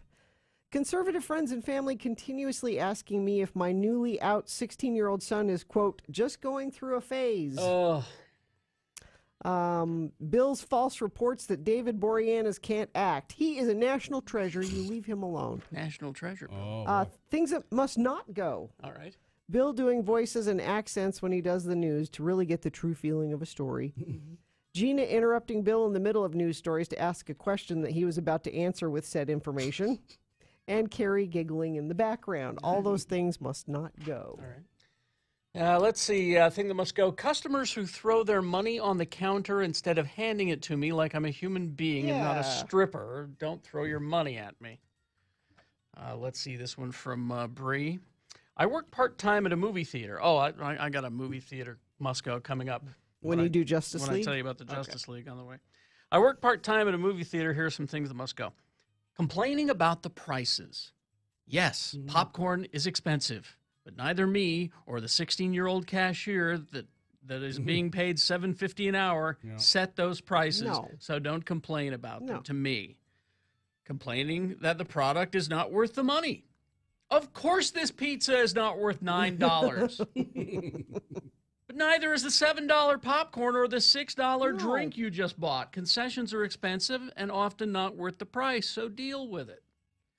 If you come to the theater at 6:58 for a 7 o'clock show and you want food, do not complain about the line or the wait time to get said food. Everyone wants to see this movie, so there's going to be a long line for concessions, and making your food takes time. You should plan better. Okay. Thank you, Bree. That's good. Yeah. Best list I've read in a while. Let's see, this one from Robert. Got a problem with this first sentence. I'm not sure how to approach. Thing that must go. Venting on a public forum must go. Isn't this a public forum? That's what I'm thinking. I don't think he's... Yeah, I mean, really. So I don't know. Anyway. Isn't that what they're for? Social awkwardness must go. Loving my job and interactions with people who hate their jobs must go. Having doubt that Radio from Hell hates me must go. Sorry, Carrie, Bill, and Gina. No, I know who this is. I never want to ever make you dislike me. Drinky McHugface is too adult for whatever.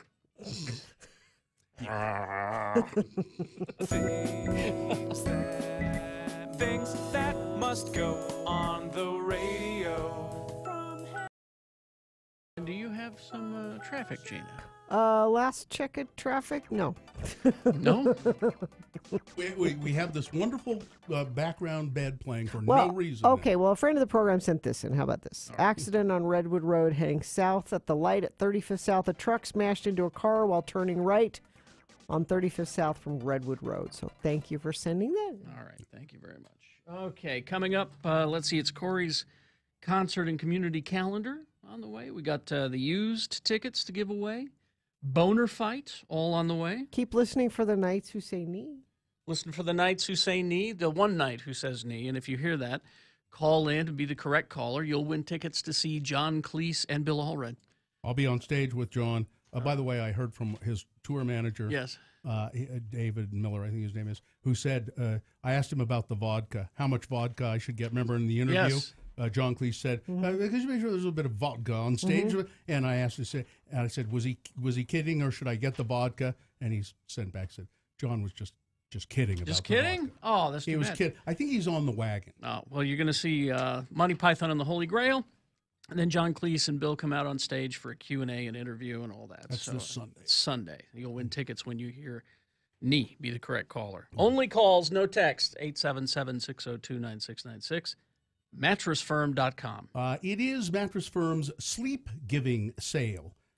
This is the first time, for the first time ever, when you spend $500 on a new mattress at Mattress Firm, you get a free adjustable base. Oh, you guys love your adjustable base. I do. Oh, so crunch the numbers. You'll get an adjustable base valued at $1,198, completely free. Wow!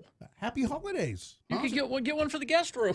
They look at Mattress Firm. They'll take your sleep to a whole new level with this adjustable base. I guarantee it. This is the first time I've ever had one, and I really like it. You can get 0% APR for 6 years during Mattress Firm's sleep giving sale. Call 1-866-780-6220 for credit costs and terms, subject to credit approval. And of course, the famous Mattress Firm guarantee: sleep on it for 120 nights, and if you don't like it, take it back, exchange it for a new one, or get another mattress or get a refund. Go to mattressfirm.com. That's where you'll find a store near you.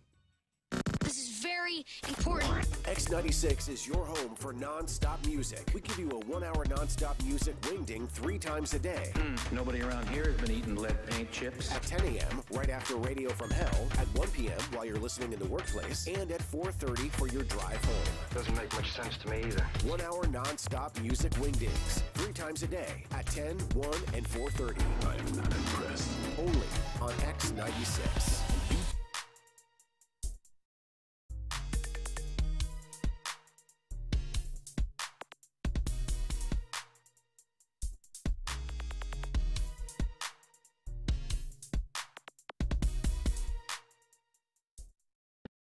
It is the 23rd century. Humans have left the lowly confines of planet Earth and have sought their destiny among the stars. While many things have changed, one constant remains: the need for young men to venture forth and do the work of the Lord.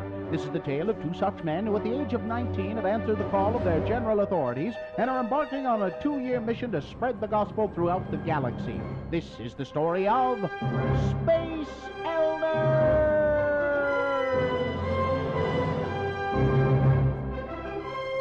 Once again, we join our missionaries as they orbit a small planet. Hey, Lehigh, my sensors are picking up a distress signal from a small craft on the surface. Yeah, I see it. Well, there's nothing else in this sector for parsecs. You know, we better land and see if they need some help. Well, according to my tricorder, it should be right over there. Oh, yep, there it is.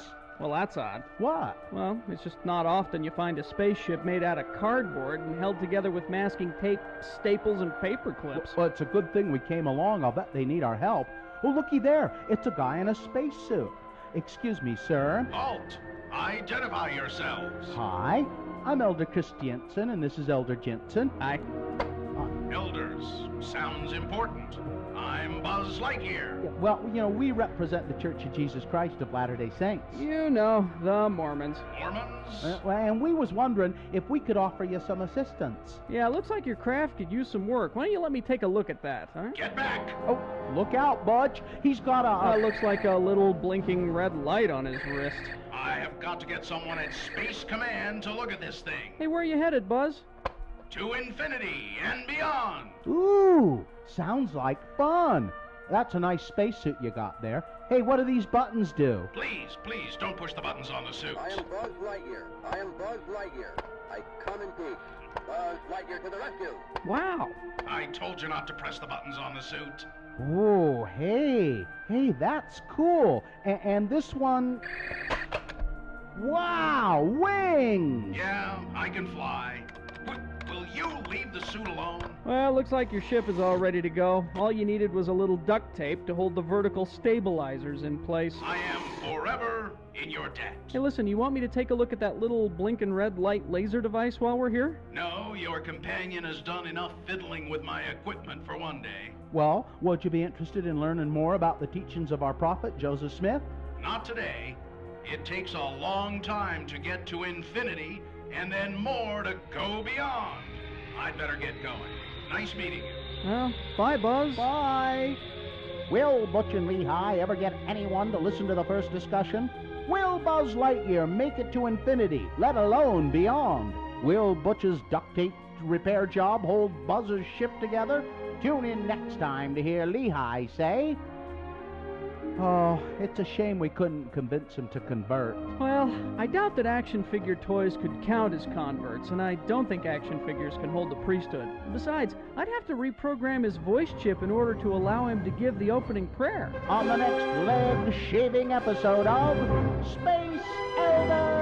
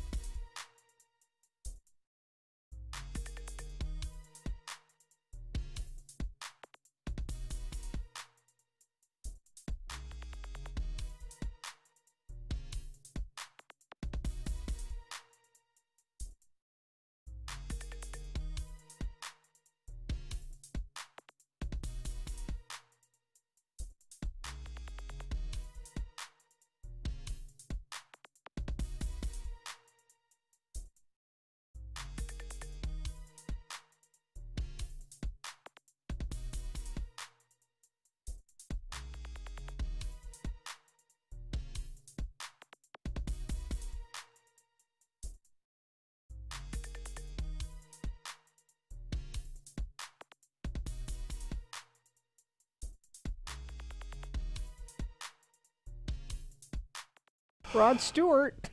What? I just saw this.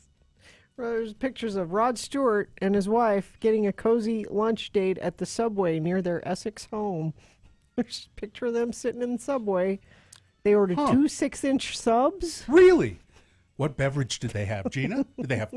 I don't know if Subway is a Coke or a Pepsi venue. I'm not sure. I'm not sure. I hope they had a cola. You don't think of Rod Stewart as.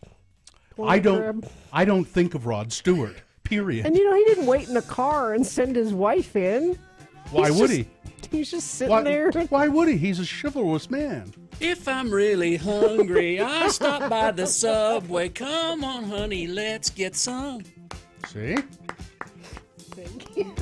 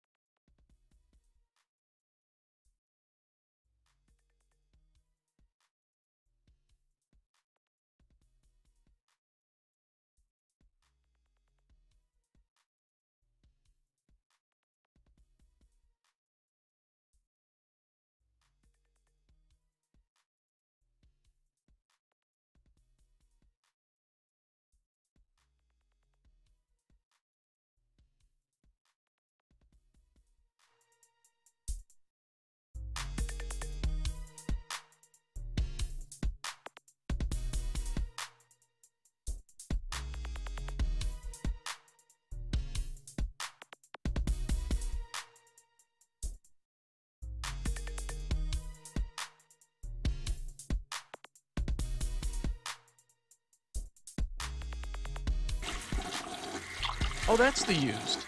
Yeah. I remember them. Well, they're coming to town. I know. The Used, Saturday, November 25th at the Complex. Tickets are on sale at ticketfly.com and thecomplexslc.com. Or perhaps you'll win some from us.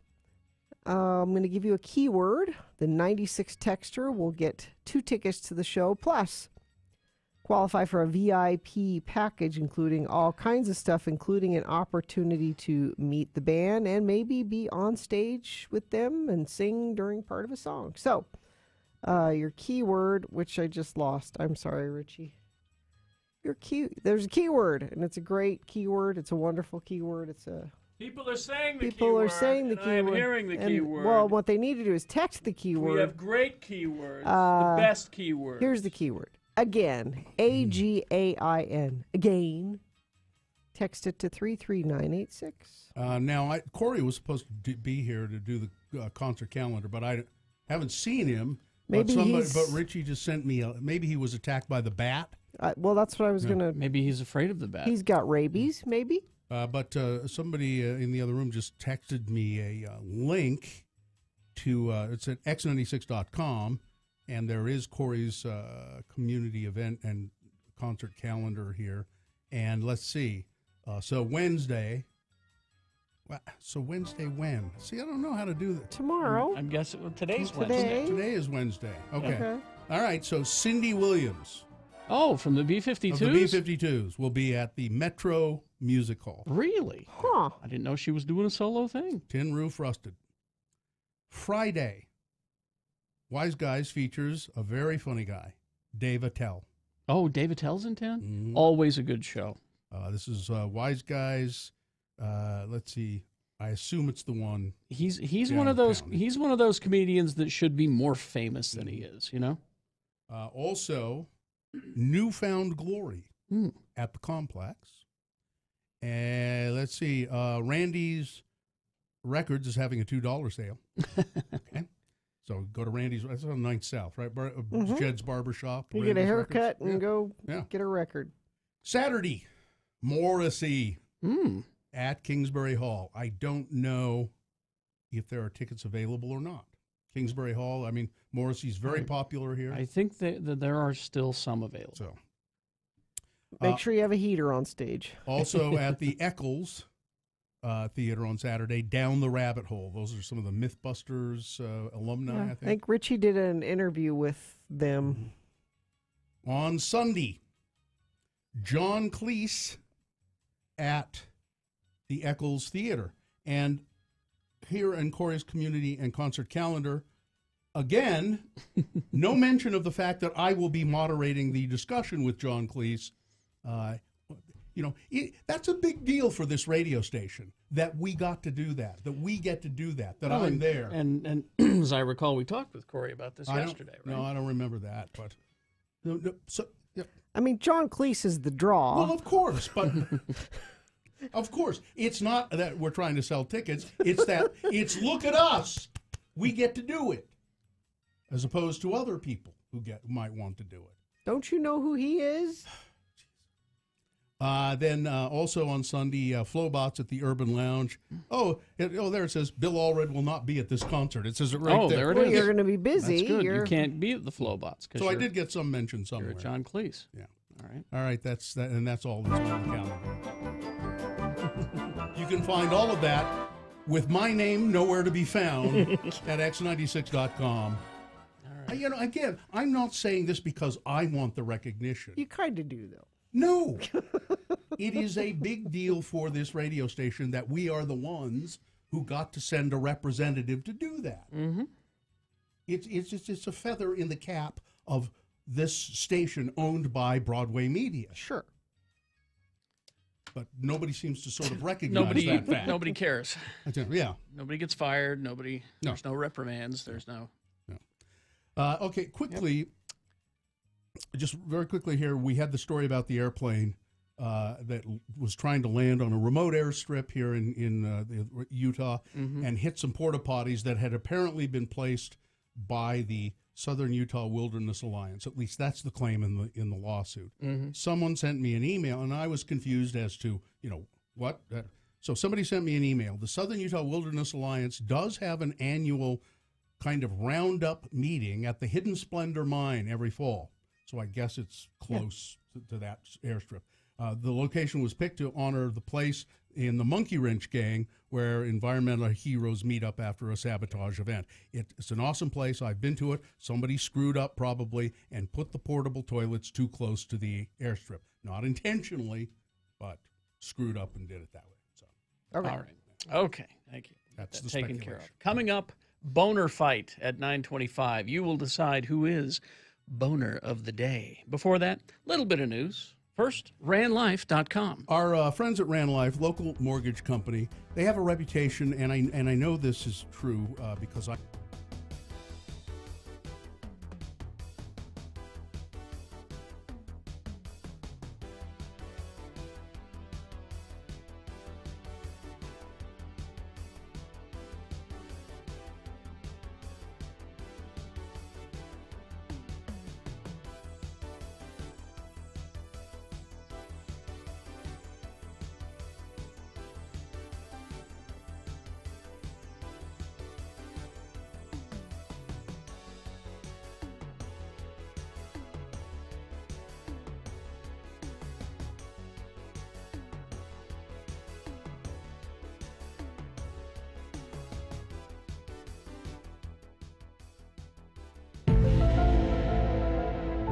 There are things which our government would prefer you not to know. Cattle mutilations, alien abduction, satanic summoning, cheap gasoline, and the actual whereabouts of Elvis may seem like subjects more suited to the tabloid headlines than the daily routine of FBI agents, but this is not the case.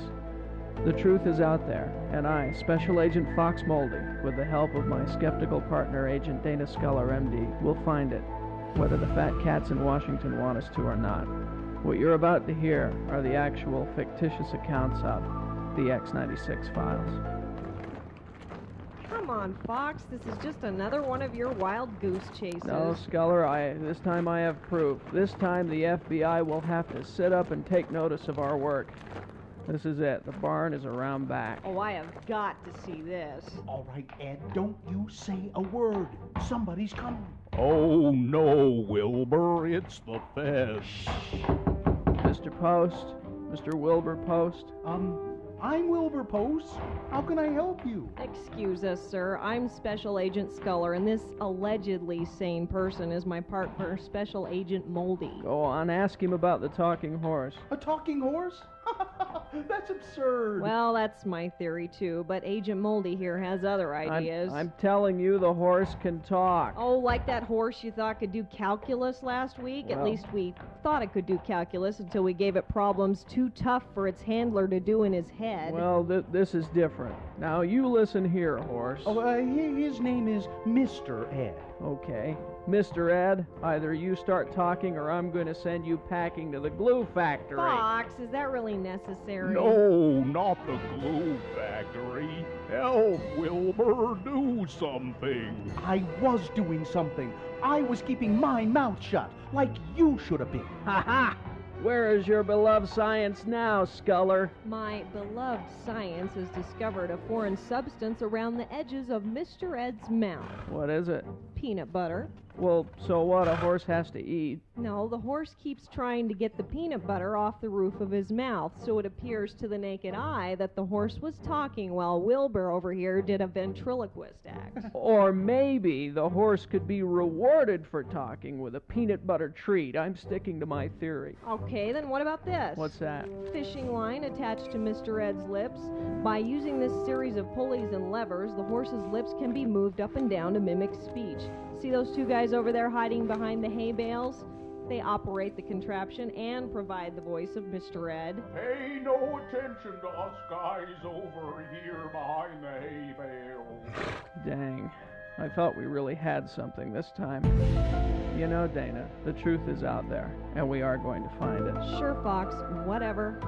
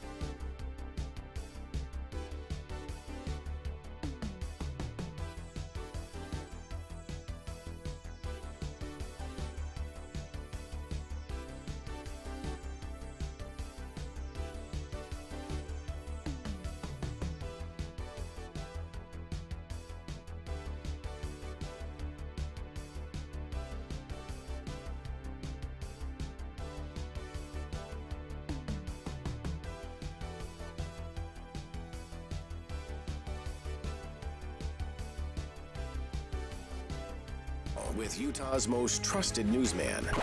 Trusted? I don't know.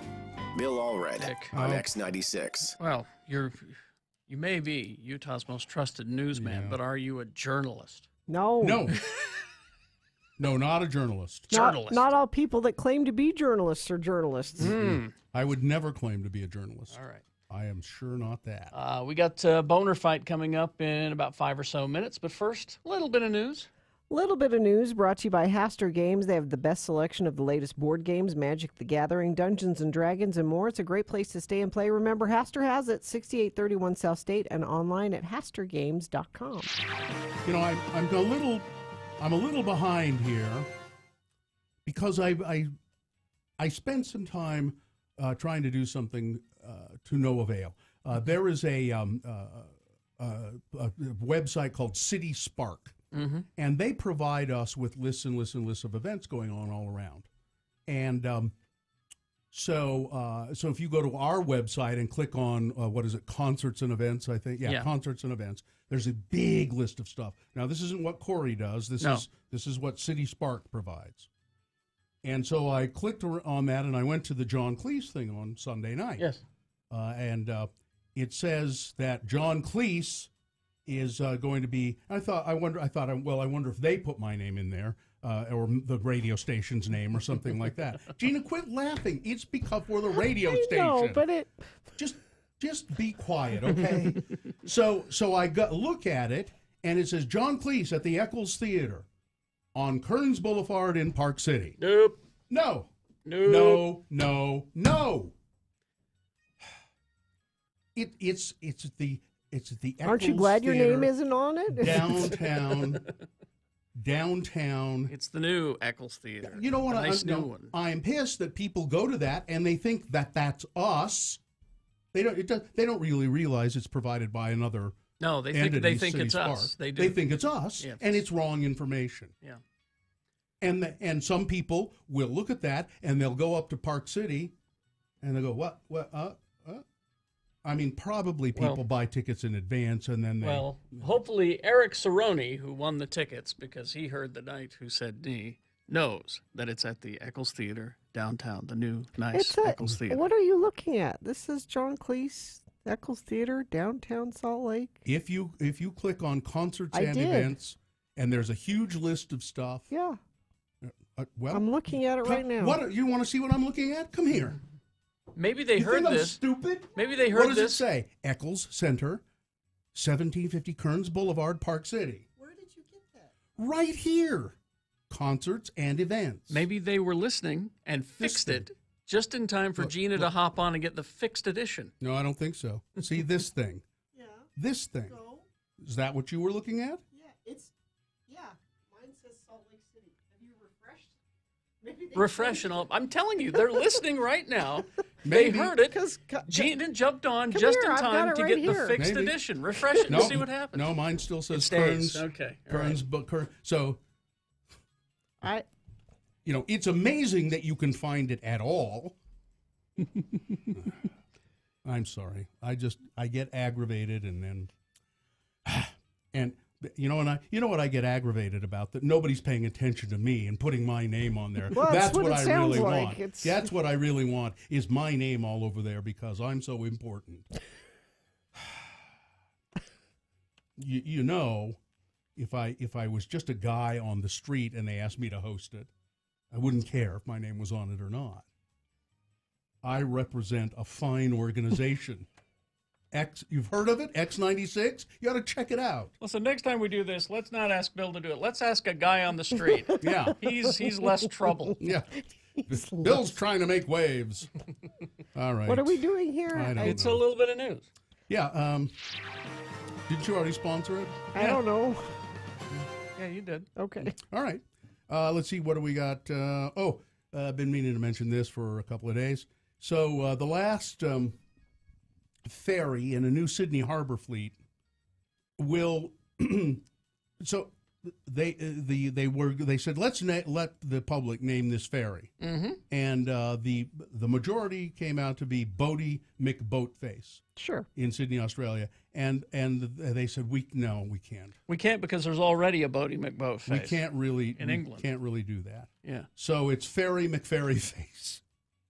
New South Wales state government officials overruled the most popular name for the ferry after the Trendsetter was first snubbed last year as a name for a British polar survey vessel. The ship was christened Sir David Attenborough in honor of the naturalist and broadcaster, and Bodie McBoatface became the name of one of its remotely operated submarines.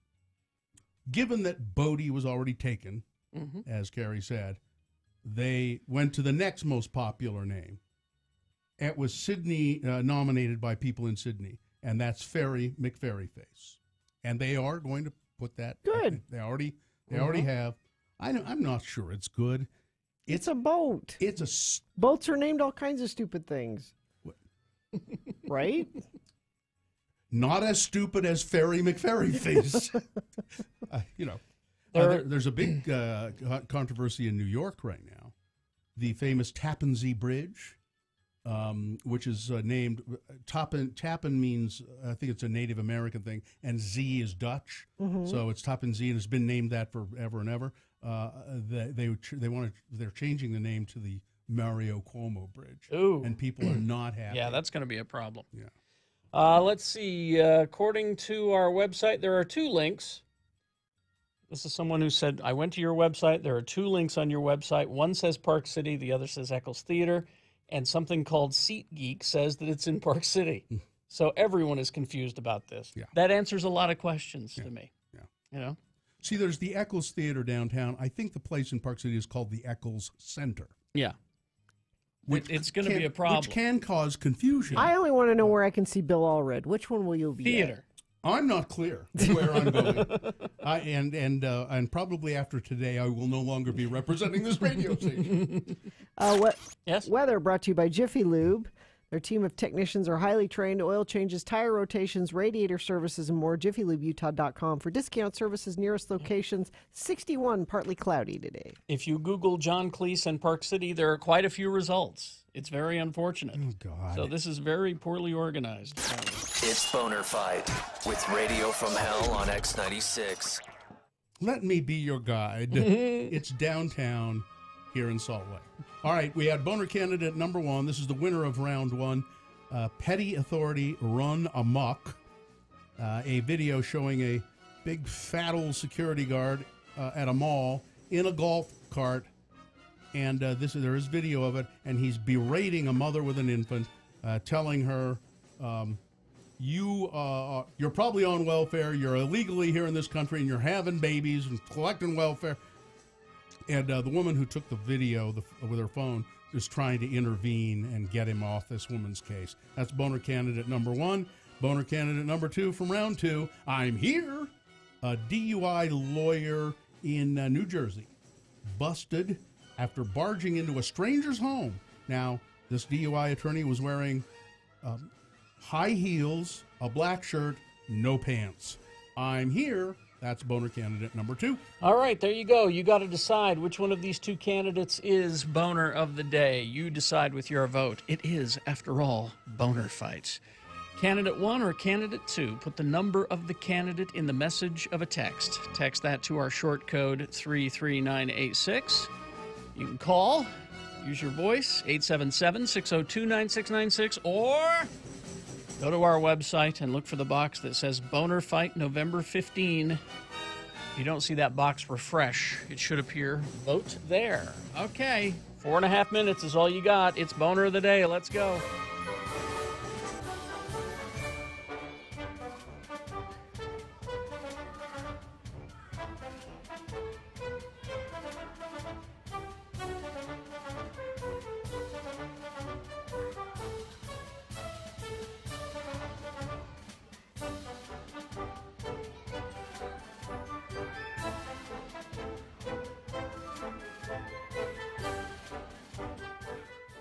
So weird. What? I took the garbage out last night about 5 o'clock, right? This morning, I'm backing out to come to work. Okay. And one of my cans is tipped over and open, and the other one is still up but open.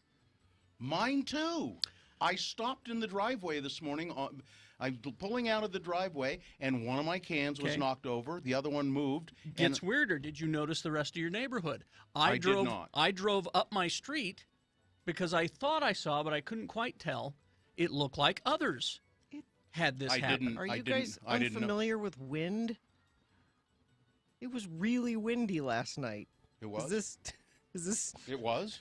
I didn't know. When was it really windy? It's not been any more windy than usual. No, it was really windy last night. It wasn't windy when the cans went out.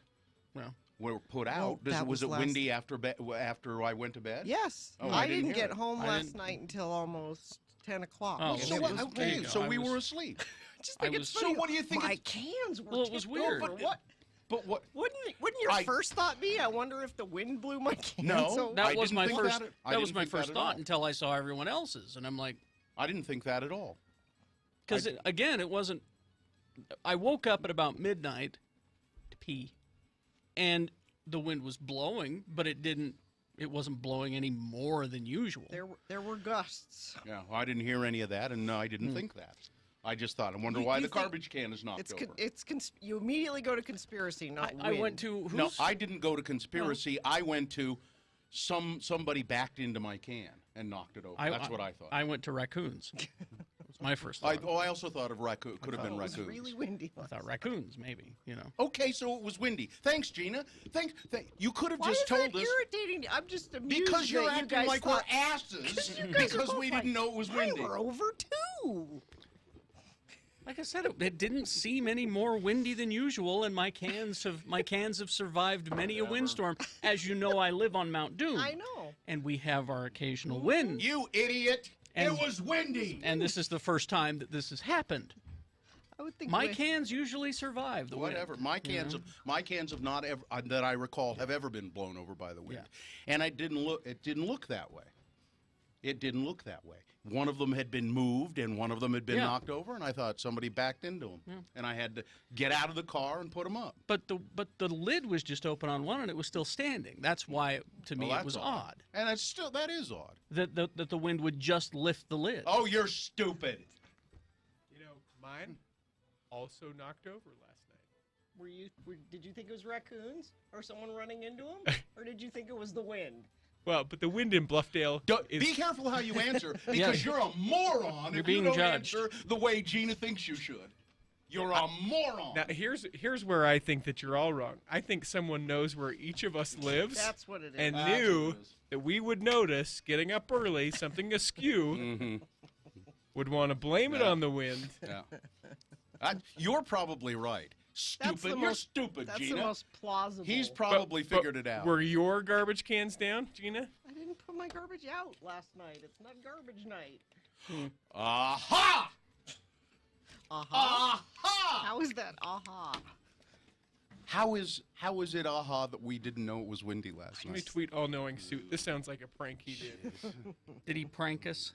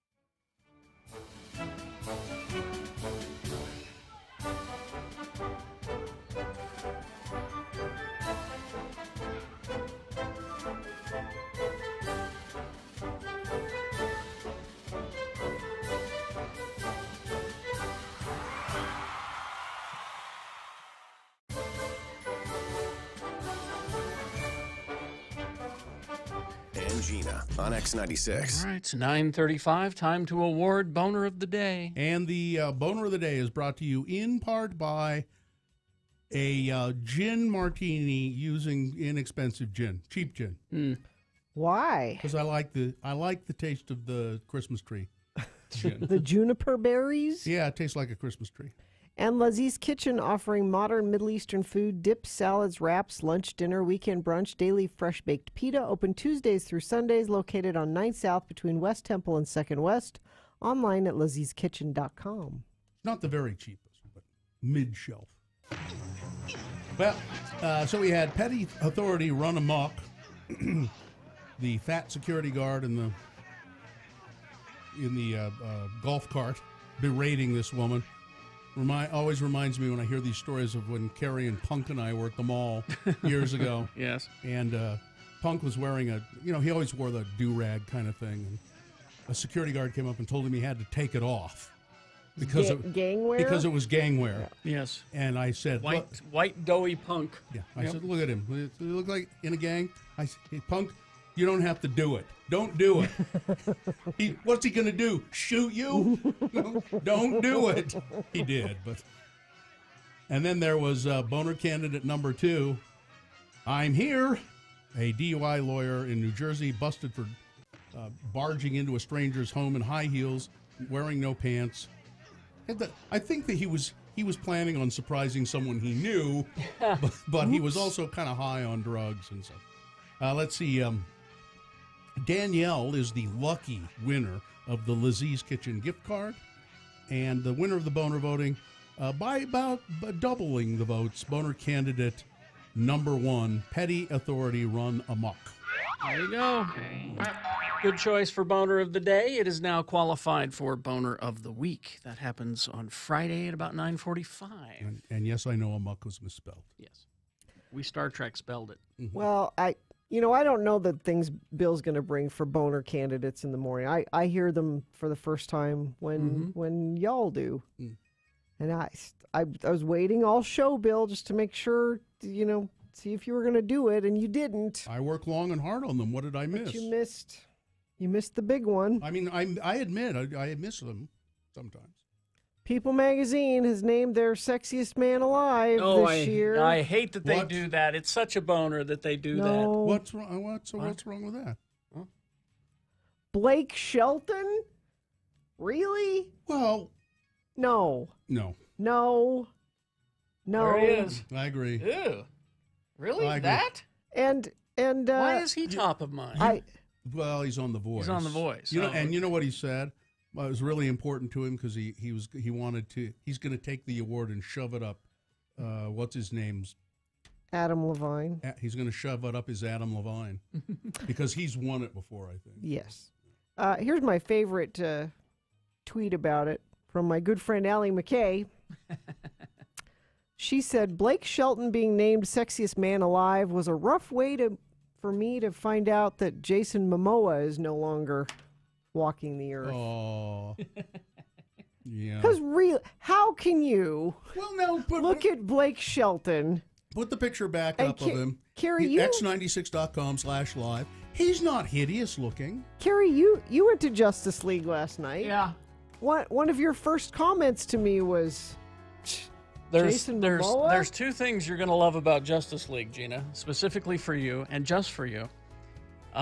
Jason Momoa shirtless, and Superman, Henry Cavill, the hairy-chested Superman, shirtless a lot. That's either one of those men you could have. Yes. But Blake Shelton? Do we have that other picture of Blake Shelton? Did you find that? I looked at young picture of Blake Shelton. I am not moved by young picture of Blake Shelton either. I wanted to put it up. He's hideous. He's hideous when he was a young cowboy wearing a cowboy hat and he had this long hair. Oh man, he just looked awful. And it's not the country music thing, although that doesn't help. Yeah. He's just not. He's got charisma, Gina. He's not a. He's got charisma. Super attractive guy. Part of it. It's how they look, but it's the charisma. Is he charming at all? I've seen him on The Voice a little couple, just snippets because I don't really sit and watch the show, and he seems kind of funny, and loose and casual, and I don't know. Dylan found there that. He is. Oh God. Oh God, no. X96.com/live. Oh. Now that's Blake Shelton from a long time ago. Is that Dylan? Is there like a meme generator where I can make a sexiest man alive with a Jason Momoa picture? Surely there's a way to do that? It's called Photoshop. Because you ever heard of Photoshop? I want the People. I want the People magazine. See, here's again, it's called Photoshop. That's how you do it. Or back in the day, you used to cut it out with a razor blade and glue it on. But here's the thing, Gina. I don't want to ruin Jason Momoa for you. Don't you dare. But there's something that kind of drew me away anytime there was a close-up. He's got a mole or something? He does.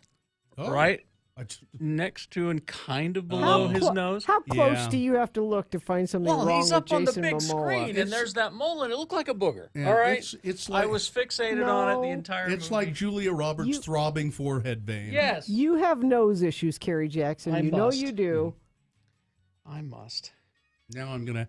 Let's see, Dylan, see if you can really quickly find a big full screen picture of Jason Momoa's face. Momoa mole. Yeah, see if we can. No, see if that's a do Google. not Google I'll that. bet if you Google Momoa mole, it'll come up.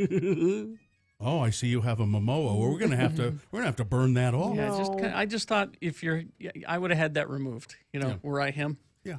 He's got plenty of other things to look at. It looks like a booger. It's like what's her name, Mrs. Matthew Broderick.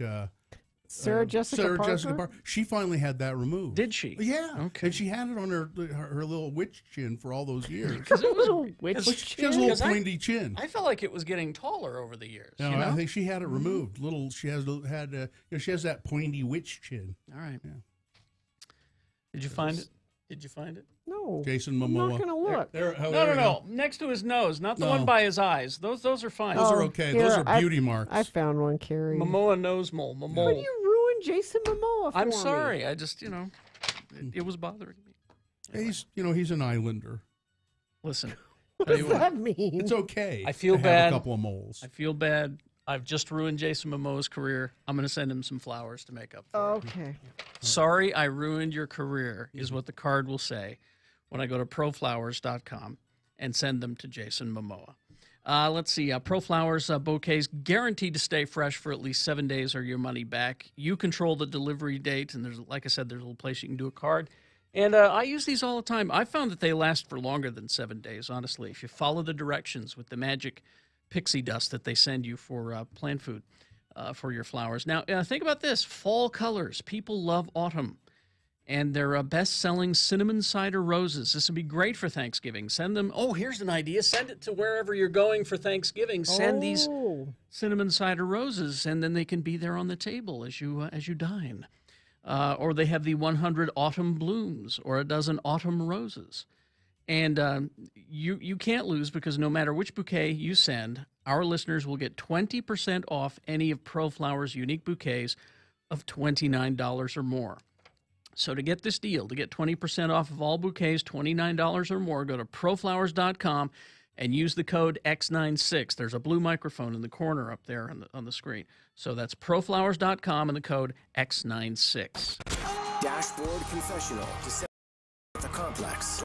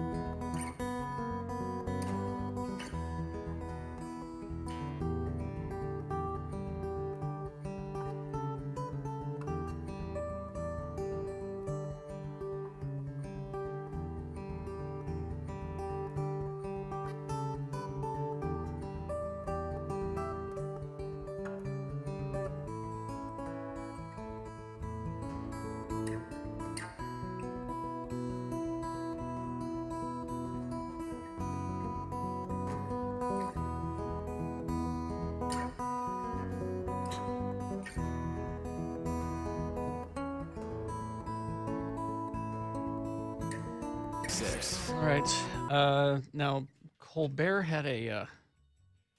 no, I haven't listened to this. I won't lie to you. But Colbert had a commercial parody that I want to listen to for a Roy Moore-proof mall.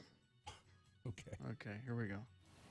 Looking for a mall that has it all? Then come on down to the Gadsden Mall. You'll find appliances, housewares, men's and women's fashions, and now, no Roy Moore! Now the only thing that's going to sneak up and grab you is the savings. Come visit Christmas Village to see Santa and his elves, who are armed with tasers. Please, teenagers, just come back. There's plenty of parking, and in the case of Roy Moore sightings, plenty of Roy Moore alert stations. Roy Moore, Roy Moore, Roy Moore. The Gadsden Mall, just off Route 759. Now the only place you have to worry about Roy Moore is the rest of Alabama. There you go. Yeah. You know, Mr. Moore will, even if he steps aside, and I think the election isn't until December.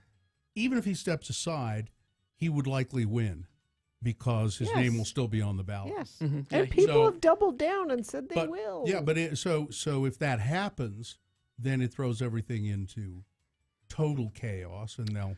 Well, what could happen, it's only happened once before in history, is that the rest of the senators could vote not to allow him to come. Oh, okay. They could stop him from taking the job. Right. It's happened only once before. But I mean, what happens if I think he steps aside? And then they would have to have another election in Alabama, and he could run in that election again. Yeah. But more than likely, the Republican Party would put Luther Strange. But that's a oh, please tell me he's a doctor. An odd chance. Luther Strange, who's also a piece of work. Also yeah. Wacko. No, John Smith, I don't believe he is a doctor. Damn it. No.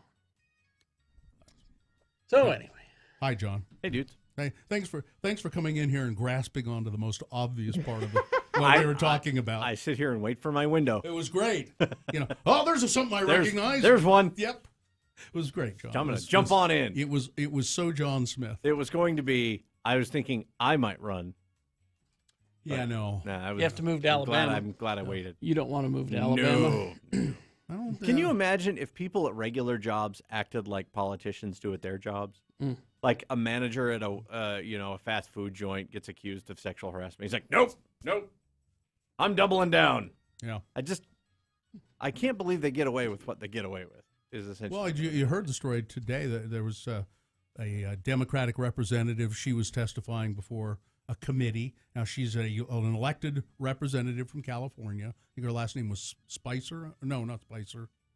I can't think of it right now. But anyway, she's testifying. She said, you all know that $15 million has been paid out by the United States Congress over the last, I don't know how long a period of time, to cover up or to pay off sexual harassment charges. That's ridiculous. And right now, and they keep it secret. They keep it secret as to who it is. And right now, she said, you all know there is a Democrat and a Republican who are both accused of sexual harassment, and they're in the process of settling these allegations with taxpayer dollars. Mm-hmm. And the accusers, who have to go to court or have to deal with it, I think it's mediation. It's mediation. And they have to deal with it. If they want an attorney, they have to pay out of their own pocket. But they don't really need an attorney in that situation because it's completely anonymous. You would want the victims sign a waiver, and they get paid out. Yeah, which is ridiculous because you think you could take every tax dollar paid by the four people in this room, and that wouldn't even cover one case. Not even. It's disheartening. Well, you know what cheers me up? Yes, it is. What cheers you up? Wingding. Now, what cheers me up is if I could eat about 5 or 6 Little Debbie's cakes right now. That'd do it for you? I have at least 5 in my backpack. You want me to see? Little Debbie's cakes? You got Little Debbie's? Yeah. You really do? Yeah, I do. Oh, my God. Why do you? Yeah, you just happen because he's to? a diabetic, Gina. He's got to have the emergency. Okay, well, there's the Tupperware from. What's that? Probably from last week. Yeah. Last week's Tupperware in your backpack. That's not. What kind of Little Debbie's cakes do you have? There's donut sticks. There's one. Donut sticks. There's a granola bar. And this is just for the sugar levels, right? up and down. See, The ups and downs. I grab my lunch every day, and then so you get the shakes. Now that really is a Little Debbie's. Yeah. All right. It's like a buttermilk bar. Well, now, can he have? Do you have others to get you through the day? Yeah, no, I've got lots. Supplies? Because we don't need you. Apparently, I have a lot of chewy granola bars. Oh, there you go. Okay. All right. Look at all that crap. Good. Fruit Are snacks. you trying to kill yourself? No, well, that's the problem is that I don't eat them, and then they end up floating around my backpack. Okay. Oh, there's a smashed one. He's got 3. It's like your mother's purse there. Now, see, I keep a bag like this in my car for my kids, like, after school or between soccer practice. A snack bag with what kind of stuff in it? There's beef jerky and fruit snack and a granola bar, stuff that won't... Relatively healthy. John Smith food. I have 3. No, I don't have any Little Debbie's donut whatevers. You can have all of them. No, I don't want them. Thanks. But with all the work of getting them out of there. All right. Let's do the promo. Do the promo and get out of here. On Thursday's Radio from Hell show. At 6:45, Geek News on the radio, including more about Justice League. Then at 7, your chance to win tickets to see John Cleese if you can beat Gina at Christmas music trivia. At 7:45, listen for a keyword to win Foo Fighters tickets. Sean Means will be by at 8 to review Justice League and Wonder... Oh, the movie Wonder, yeah. And all of the other new movies this week. That's all on Thursday's Radio from Hell show on X96. You can have some fruit snacks. I have like 7 granola bars here. I'd like some fruit snacks. Do you mind? Fruit snacks? Yeah, thanks. Blake Shelton murders turtles? What? It says Blake Shelton murders turtles. Look it up. Is that code for something? I don't know. Yeah, I don't know if we can say that on the radio. I'm afraid. Yeah. Use the incognito. Oh, yeah, I will. If you're going to search that. All right. You got wingdings. You got stuff to give away, Foo too? Fighters tickets at 1 o'clock. Nice. I have a track for Like It or Eat Me coming up. New stuff, I think, from Fall Out Boy today. Oh, I saw that they have a new New song. Fall Out Boy track. And then I've got some used tickets with your chance to meet the band coming up at 2 o'clock today. All right. Very good. These fruit snacks taste like they have just a little hint of mouthwash in them. They might. They're good. Live long and prosper, bitches. Don't you know who I am? I want to lean on Aquaman. John Smith is next. Keep listening, okay? A 1-hour nonstop music wingding starts now. Utah's original alternative, X96.